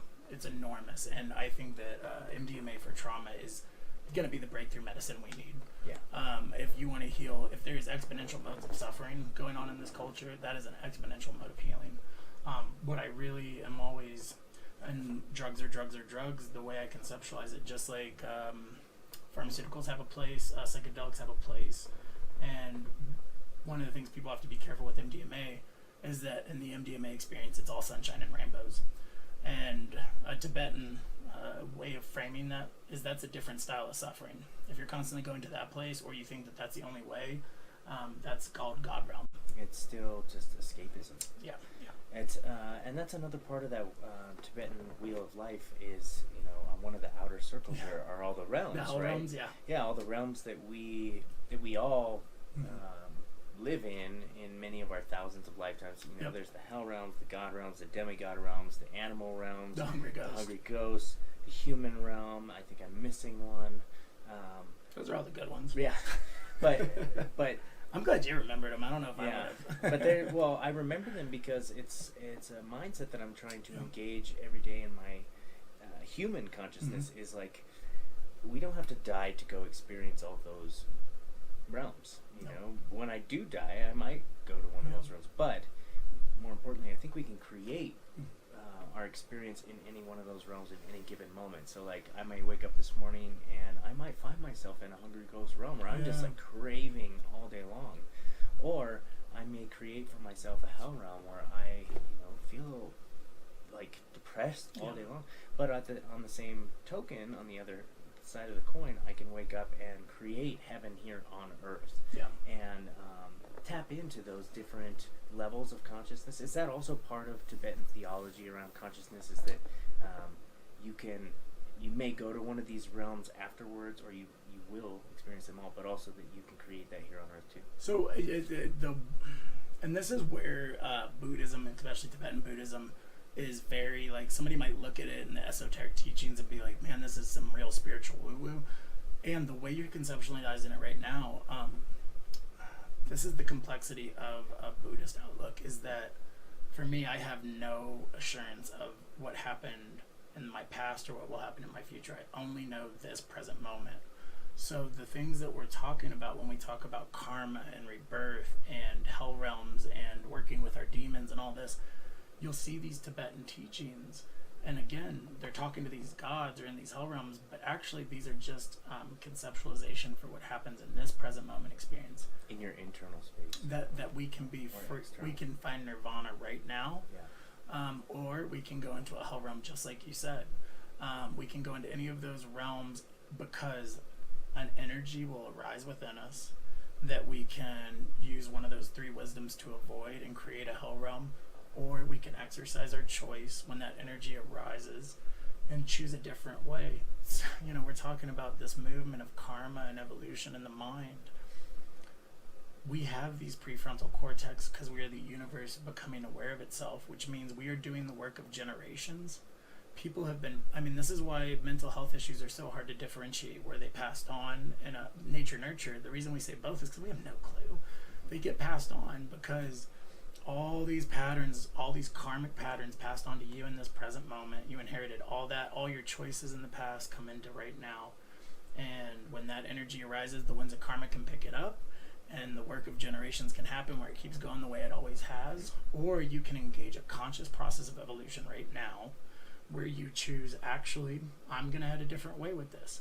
And that takes a lot of energy. That's why, like, when I say we always have free will and choice, even in addiction when it feels like we don't, your lower brain and the winds of karma can pick that up and do it the way you always did it. Or you can make a choice, and it's probably going to be the most painful choice of your life, because you're going to have to go through that black hole of suffering and come out on the other side with something new. And the second you did that, we just altered our evolution. What used to be a biological random process, we're actually just doing in live time now. Yeah, so you're talking about these three poisons in the middle, and how they're cyclical, and we find ourselves repeating them over and over, and that these can be the winds of karma, that we find ourselves caught in this cycle. Also, the whole cycle and circle of samsara, in the larger context in Buddhism, is like our something that technically, as a cycle, it's going to continue forever. Yeah. But then nirvana as an idea of, like, there is also a way to jump off the merry-go-round, to get off the ride, eventually. So, what are your ideas around stopping the cycle? Not just stopping the cycle of, like, anger that I'm engaging in right now, but, like, on a bigger metaphysical sense, like, is it to our benefit to exit samsara, or should we stay here because it's really psychedelic and it's awesome, life is in and of itself, or is it this future that is pulling us towards it? Is that the exit? Is it showing us, like, eventually you have to leave, like, you can't stay here, the show's over, you gotta exit the cycle? What do you think? So I think that what first comes to mind is the bodhisattva, right? The person who actually does liberate, who does actually get out of this cycle, this wheel of samsara, the cosmic cycle of rebirth, but then chooses to come back until all their beings have found it. I like that because I think, I like that framework, because I often think about, like, my own work of, like, I've learned to work with some of these energies, so I step back into extreme spaces of suffering so that I can help somebody else liberate. So let me ask a clarifying question. Because I've always thought of the bodhisattva as, like, someone who arrives at the exit door, at the threshold, and stands one leg in, one leg out, and sees the exit, sees nirvana. He's like, all right, I know this exists. I can go here anytime I want, but I need to help everyone through this door first. Like, come on, guys, I found the exit. Let's go. I like that conceptualization. Yeah. I think the way I'm thinking of it is Okay, because when you said it's someone who has exited the cycle and then come back, it's almost like they've already gone through the door and then they reemerge. I don't know if there is any coming back once you cross that threshold, and that's kind of what I'm wondering. Like, if that is a thing where you cross the threshold and you just don't come back to this, is it to our benefit to stay here as long as Yeah. possible? Or what? Well, I think the reason that we're kind of missing on that one is the micro versus macro. Yeah. You know, in a micro way, I'm talking about I got out of addiction, and then I've come back to help other addicts. But in a very cosmic sense, you're right. I bet, like, if something exits, it's exited. Like, it's not. And like a black hole. Like, yeah. like you're not pulling the matter back out of the black hole. I actually think of there was an episode of Cosmos, not the old one with Carl Sagan, but the newer one with Neil deGrasse Tyson, where their current thinking with black holes is that actually matter is getting pulled through that, and what's exploding on the other side is new universes. Yeah. And I like that because to me, we are in a constant cosmic spiral dance. But the stuff that shoots through the black hole, it's on the other side. It's not going It's back. on the other side. Yeah. But I think that it points to this process of consciousness is constantly moving and shaping and changing. Will it come to an end one day? Maybe. I don't know. Maybe the cycle finally does complete. I tend to think probably not. I think it just keeps spinning and spinning. Maybe it runs out. I don't know. I mean, Buddhists theorize, and they say that just by the mere fact that something comes into existence, that means it also has to cease to exist too. And so if consciousness has come to some sort of existence, then it's got to have some sort of stopping or endpoint. And I tend to, I used to think also that it just, it just has to keep going. Otherwise, what's the purpose?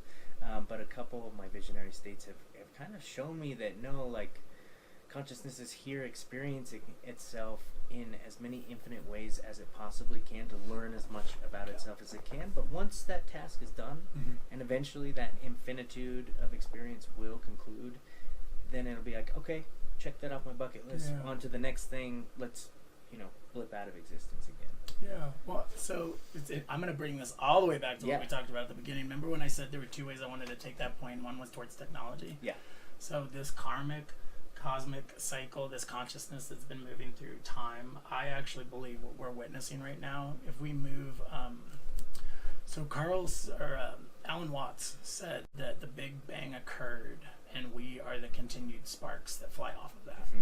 And so what I like about that is if we move our isolated egoic experience, this oneness that I have right now, and step away from it and just witness that a process is happening that's neither good nor bad, it just is. It's neither pleasure nor pain, it just is. Something is happening, and when I step back and look at it, I wonder if what right now we're witnessing is the movement of consciousness towards a different form. And so, because we're cyborgs. The way that I've outsourced my brain to my phone, my part of my prefrontal's on there. That's why when I lose it, I lose my shit. Because there's numbers on there that are not in my brain anymore. That's what Elon Musk said too. He said we're already cyborgs. We just carry our technology in our pocket. Yeah, and even once we started driving cars, we started augmenting our ability. But the thing is that those systems are getting smaller, faster, cheaper, to where there's not going to be a phone we hold. It's going to be within us. Yeah. But because this bio-neurochemical electrical process that occurs in our brains, I don't think it's too far of a leap to think that this consciousness could move into. Think of it like download. Yeah, or think of it like the philosophical thought experiment of Theseus' ship, right? The ship, if you replace every board on it, every mast, every sail, until eventually every part has been replaced on it, is it still the same ship? Yep. And so if we see, and I might think maybe it is, if the ship had a soul that was intangible, maybe, I don't know, but if I replace my arm with a bio enhancement, biohack my arm so it's a cyborg arm, how many cyborg things could I get to where I'm still Lauren? And so the question becomes then, if it's a bio-neurochemical process that's going on in our brains, if we outsource, if that starts to move into technology, that could be the thing that gets us off a dying planet. And what I mean by that is maybe humans, we like to think that we're pretty special and we're on the top of this peak. Maybe the next step is actually a robot. Yeah, maybe we can't, our bodies can literally not survive space for as long as we have to travel to get to the next star system. So that actually makes a lot of sense, that we're going to have to ditch our biological flesh suit and download our consciousness into cybernetic systems, or create new surrogate avatars that our consciousness can inhabit that can survive the trip. Exactly. That makes total sense. And I don't think that, I mean, that used to be sci-fi, but I think that It's not that far. With the technology today, that's a viable solution. I used to listen to Alex Jones. He used to get up on like, the technocrats are they're gonna download their consciousness and take it. And I'm like, man, you go off on a tangent, but really, that could be a real thing. Well, so, and here's I think that if we take out this human-centric thing, like, I see this like Terminator scenario in movies. I don't think there's man versus machine. I think we're just going to become the machine. I think it's just going to blur too much. And that might just be the next step in consciousness. And then they can take it and see what they do with it. We took it from the dinosaurs, and then it got, it's going to just keep kind of flowing until maybe it doesn't. I don't know. You'll like this one. It's called the transcension hypothesis. So Fermi's paradox states that if there were intelligent life out there, why have we not met them, right? Like, there's billions of stars, there's billions of galaxies, why haven't they come? So the Fermi's paradox is answered by the transcension hypothesis, which states that once any technology becomes advanced enough to where they have kind of gotten into the realm of quantum computing, right? So that's right where we are. Miller's law too says that it's exponential, right? That that technology gets exponentially smaller, cheaper, and more powerful. Well, at some point, the technology gets into the quantum realm where it blinks out of this existence. So if we were able to download ourselves into technology, and technology kept going into a quantum realm, it could blink out of this three-dimensional space into a 4D, 5D. And so I've wondered what if the things that you encounter, the beings that are encountered in the DMT space, could they just be other advanced cultures that blinked out of our existence into another dimension, where the reason we've never been visited by aliens is because we couldn't touch them or meet them in a three-dimensional space, but they're in a 4D, 5D, 6D watching us here, present, and maybe DMT alters that a little bit where your antenna pops into that space. Sure, yeah, there are theories about the gray aliens too, actually like being sort of like it is in Men in Black, where these other consciousness, these other higher beings, they're not made out of physical matter, so they can't exist in our dimension, and so they know maybe how to do some interdimensional travel, and they will temporarily inhabit these gray aliens, which are more like androids that go out there and do their work, and they're just sitting behind there like with their joystick, like, this is my drone, I'm gonna send out there to interact and probe the humans, and learn about them. So I think that fits in quite nicely. Well, and and this is why one of the reasons I'm fascinated by technology. One of the reasons I'm working with Android Jones on developing. Yeah, talk about the VR ketamine crossover. Yeah, I won't give a whole lot of details because we're kind of keeping it low key as it kind of like develops. But Android Jones and I have been. He's been allowing me into the space. Him and his partner Fong, who work with microdose, we've been playing around with technology to see the therapeutic elements. Android Jones has always been interested in these therapeutic elements of these technologies. And so one of the things that I first got interested in is when they introduced me to the biofeedback systems they have. So they have headsets that can actually read biofeedback, read the data going on in your system. So specifically, we'll just focus on heart rate for this one. But you go into a VR simulation where it is tracking your heart rate, and then in your VR space, you see a Android Jones drawn, constructed digital version 3D of your heart beating in virtual space. So this thing that used to be, because we know from biofeedback that you can teach somebody to have voluntary control over the involuntary beat of their heart. And a lot of that has to do with mental training around visualization. So visualization exercise, if you can actually visualize what your heart looks like as it's beating, it gives you much greater capacity to actually control it. Much like if you have pain or a broken bone and you can visualize the bone putting itself together, it actually speeds up healing. We have studies that show this. And then biofeedback, neurofeedback work is well documented, but for the most part, it's like, you're seeing a beep on a screen, when in this space, you're seeing your heart beat in real live time 3D, but then also you wear a sub pack, so a subwoofer backpack on and you can Google sub pack, but these are backpacks that DJs will use them to feel bass during shows. Your your heartbeat is coming through the sub-pack on your back. So not only are you seeing this 3D representation of your heart, but you're feeling it. So just that one level right there, if we were essentially putting people into a feedback loop with their heart, where they're coming into relationship with their heart in a very live time, more real, like more a virtual real way. Yeah, right? you're not relying on the client's ability to produce the visualization in the brain. Because I have clients that suck at visualization. I have clients that are like, I just can't do it. Well, the VR space offers that modality. You know, like, here, we're going to hand you the visualization, and then you can help train the visualization in them so they can take that skill on their own. Yeah, and that's one of the things that we're, and this is just one level of biofeedback we're playing with, but we can do respirations, we can do theta waves in the brain, and then create artistic representations in virtual space of that. And then essentially people can start to learn how to regulate their systems within a virtual environment. But what's even more powerful is the applications that this could have towards couples therapy. What if you could see what your partner was going through? What if you could visually see how they breathe, how their heart races? I mean, if I saw my wife's heart racing when I started to raise my voice in a couples session, I would immediately be like, oh my God, I have real-time data knowing how this is affecting her. What if you could flip the data so that you lived in your partner's experience for a session? Or if you lived in your own experience, like, well, I don't want to do that. Right. Let's say you're in a session, right, and your therapist is like, okay, we're gonna talk about the trauma and then you can watch your own internal processes and what's happening.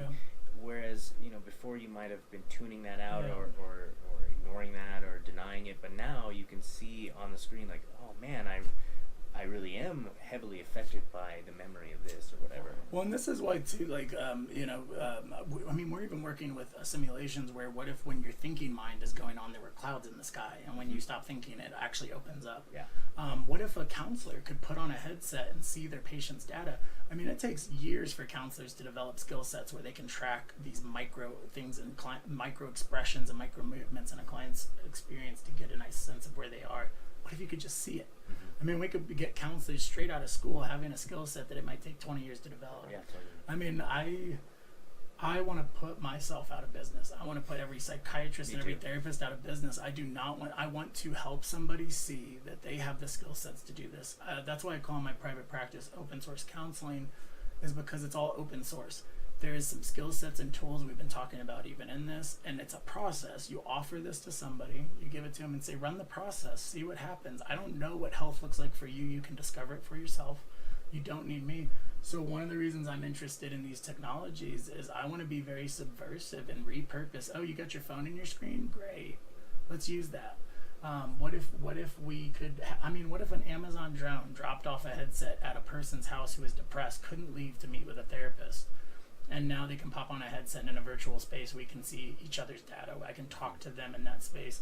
That would greatly enhance, because there's a brand new trend of telehealth and reaching out to rural populations, but also for convenience, like being able to hold therapy sessions through the computer, through applications. And I do this with a number of clients I have across the world and across the country, and being able to see their data on their their bioinformatics, all their stuff, as you're talking to them, because that's the problem with meeting with someone through the computer is there's that disconnect. You can't pick up on all the nonverbals, and that's been throughout the literature. So that would be a good kind of segue to at least pick up on some of the nonverbals. You might not be able to see all the body motions, or we're getting to that point feet, with haptic feedback suits and stuff. Nice. We are getting to that point. So then you'll be able to tell exactly where your client is at mentally and physically, like somatically, how charged up they are from a distance. Yep. And that's where these like drugs, technology has the benefits and cons, that we can use these things if we know how to navigate it. But honestly, there's been no other generation of human that has had this space and this access to information and technologies. I mean, VR right now is like the next big medium. We've witnessed it happen with when people started writing, when people started doing books, when we started doing radio, when we started doing TV. We have this thing right now, and it will shape us. We just have to be we have to decide how that goes.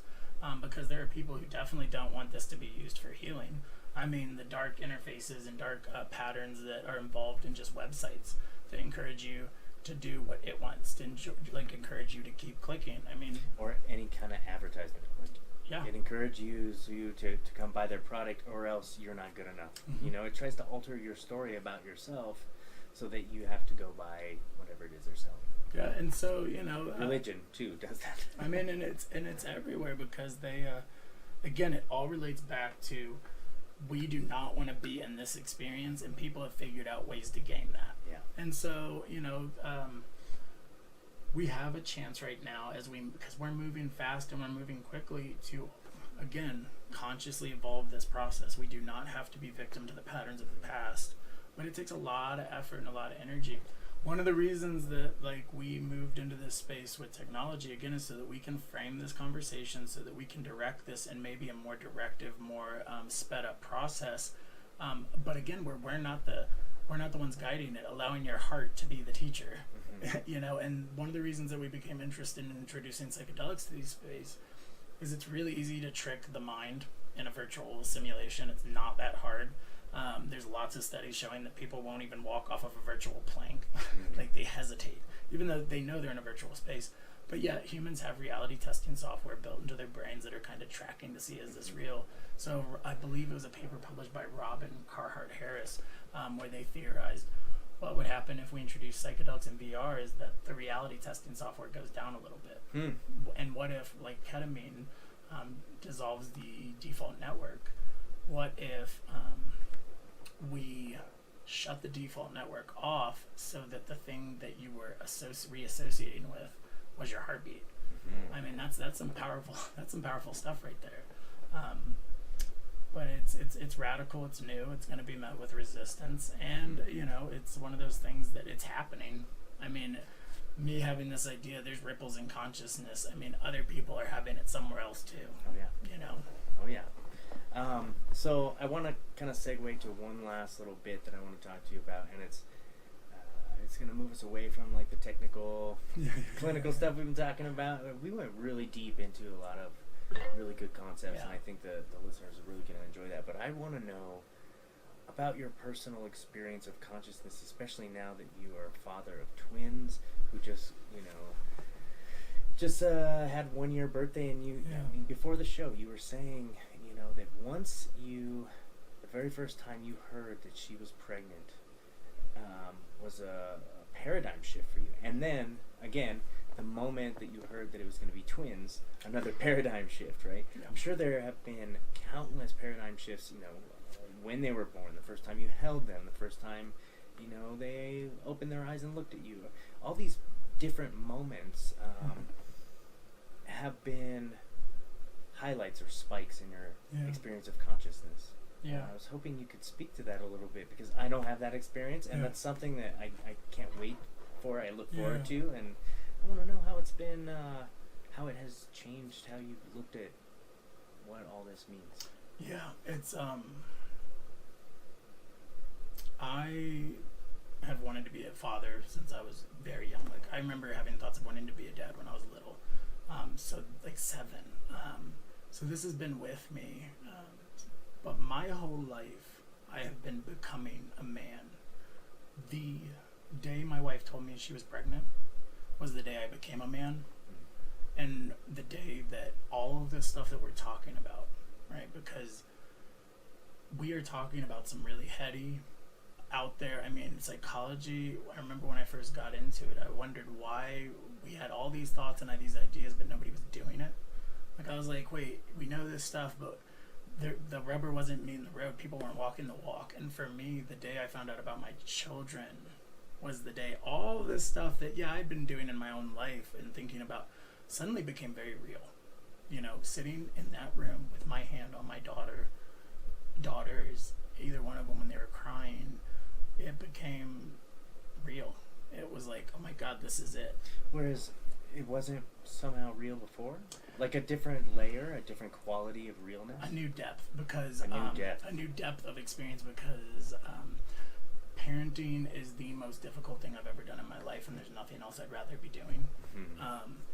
I Okay, here's a great example. I don't deal with a whole lot of fear. I mean, I'm a pretty big dude. I have a background in security and jujitsu, and like I just don't worry a lot when I'm out. The second my daughters came into my home, I suddenly was like, okay, I need a gun. Like, I started dealing with depths. Like, I have felt fear. I have never felt fear like that. You know, like, what if something happened to them? I mean, dude, the SIDS, like, the sudden infant death syndrome. Wait, like, you're telling me my kid could just die for no reason, just stop breathing? I mean, for the last year, I will just, like, walk in there and, like, look and be like, are they breathing? Okay, cool. And every parent... Yeah, that's extreme fear. Every parent that is listening to this will be able to relate to that experience of, like, oh my God, are they breathing? It's, you know, it's the most... And then the pregnancy process, like, my wife had to deliver in a hospital. We didn't want to. We wanted to do a home birth, but twins are high risk. So we had to deliver in a hospital. I am normally a pretty in-control dude, and that is one experience where I had no control over that process. It was my wife, and I could support and trust that she was doing it exactly how she needed to do and offer her what I can. And then I had to trust that these hospital and these doctors were going to do their best. I mean, that was terrifying. So new depths. So again, and then, you know, we're talking about consciousness. I've been witnessing consciousness form. I've been watching it happen. And with each, just to back up real quick, with each new depth that you reached, you opened up a little bit more to new experience, to more experience. You know, you've reached this new depth with your daughters now, or your daughter, son, right? Because they're two girls. Okay. You've reached this new level where, like, fear is totally different now. Like, before it was maybe a little bit of fear about my own safety, but now you probably have some fear too. Like, what if I don't make it home today? What if how are my wife and kids gonna survive? Actually, would you mind if I read something? Yeah, please. So this is a prayer that I have up in my house. I have it framed, written out, called the Pendragon. It's from this. Here, I'll just read it because that'll do it the most justice. It's a prayer to masculine energy. It says, "I am he who is the hunter, the father, the provider, the protector. I am he who watches over his people and does his best for his family. I am he, your brother, your father, your husband, your son. I am sheer, powerful masculine energy, and I am the lover of the goddess. Together we create wholeness. Apart we wander alone and are more easily wounded, even destroyed. I have a role to care for others, to use my physical strength, and to use my attributes to fight for those I love, and I will do that. I am king and emperor, and I care for you. Do not fear me. I would not hesitate to sweep you into my arms and hold you. I love you, but know that my role here takes me away many times from all the love and playfulness that still lives inside me. Trust in my actions, see the truth, and choose a partner who is in action, a strong and caring man. And if you are a man, then this is what you must become, that true masculine hero, that being of protection. No matter what you may believe about heroic men, it is time for you to embrace your hero self and become all of who you are. Do not debase masculinity. Respect us men for what we are, and we will show you our love. We will not let you down, and we will take care of you. And let us warn you away from that which would hurt you. I will protect. I will provide.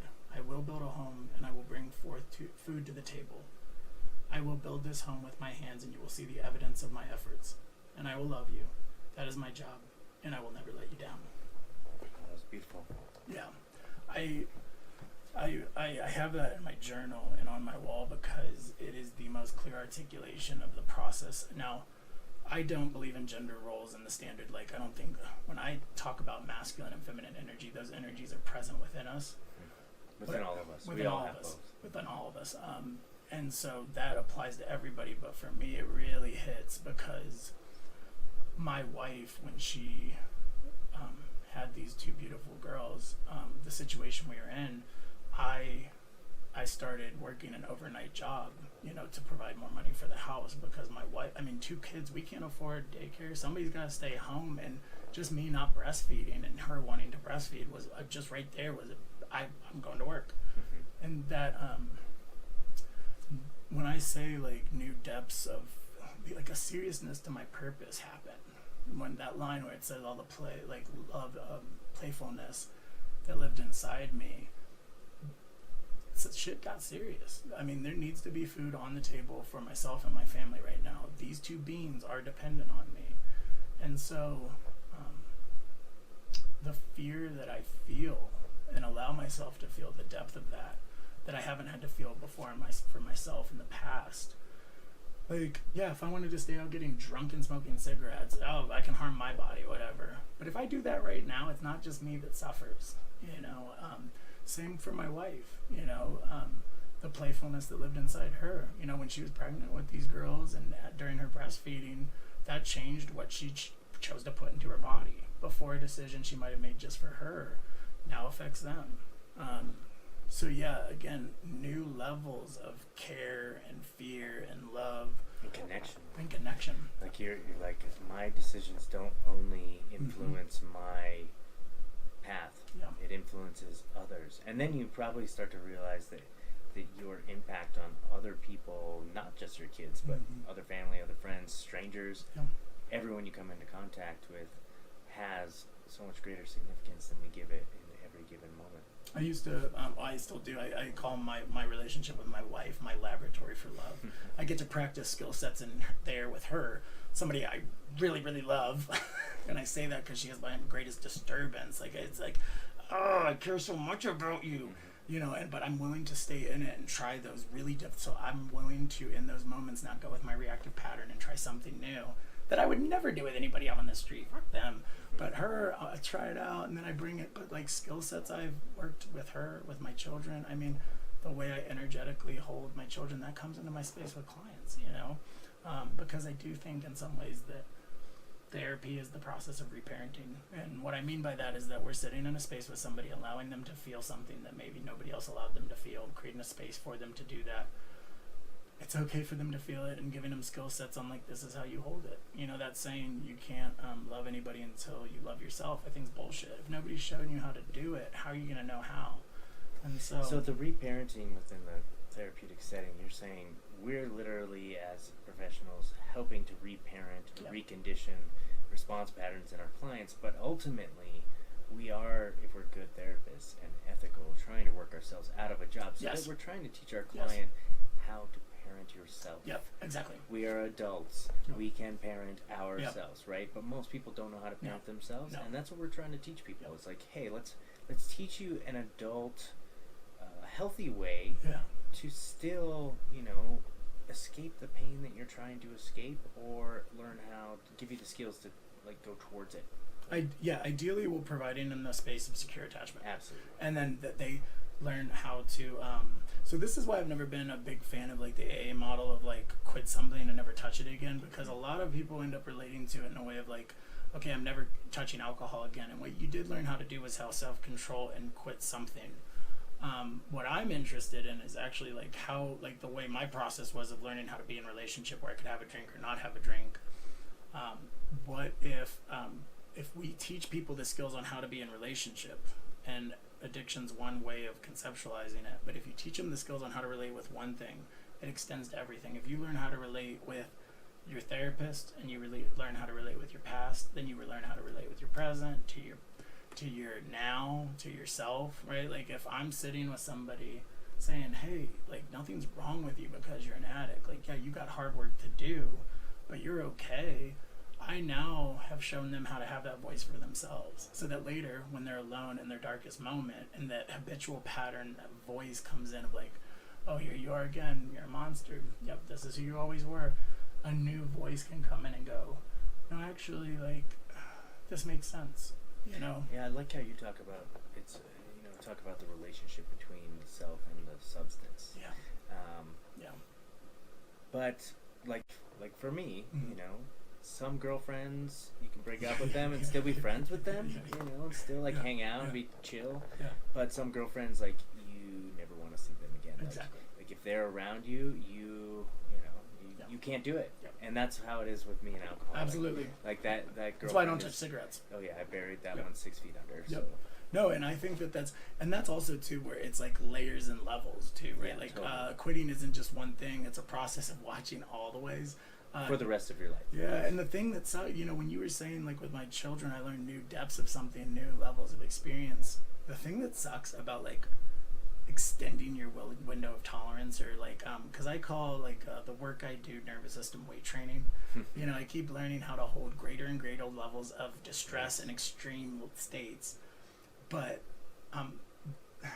there's always a state or experience just right outside what you've learned how to hold. And it's That's like, where you find the flow state. It's right outside what you're currently capable of. I mean, you know, because people ask me, you know, how do you do the work that you do? You know, because I sit in rooms with people constantly and talk about the profundity of life. I mean, we talk about impermanence. They ask me, I think I want to kill myself, and we talk about that. Yeah. And people ask me, how do you? And I hear stories that will blow your mind, and people ask me, how do you do that? And I say, my heart breaks every single day, and in that breaking is where I find the strength to keep going. That like in being with that level of pain, maybe I break down the next day. Maybe I need to go home and just cry and actually like go be by myself, or go see your therapist. Yeah, he sees a lot of me. But yeah, you know, I have to have these levels of you have to go through pain. Suffering finds a way, no matter what. That's the first noble truth. You will experience pain, guys. There's no you can escape pain, you know, a little bit here and there. Yeah. But it's you're gonna experience it somehow. I call it emotional debt. So Conversations with the Mind podcast is sponsored by mindops.com. You can find us at www.mind-ops.com. We're an eclectic counseling company providing mental health and mental performance services to individuals, small and large groups, teams, businesses, military, through face-to-face sessions or at a distance using phone or confidential video chat apps. We bring a unique Buddhist Western lens and specialize in general psychotherapy for all mental difficulties, sport and performance psychology for performance enhancement, addiction counseling for any maladaptive or destructive habits, and psychedelic integration therapy to make the most from your visionary medicine work. We are available as well for corporate workshops to address the needs of your employees' wellness.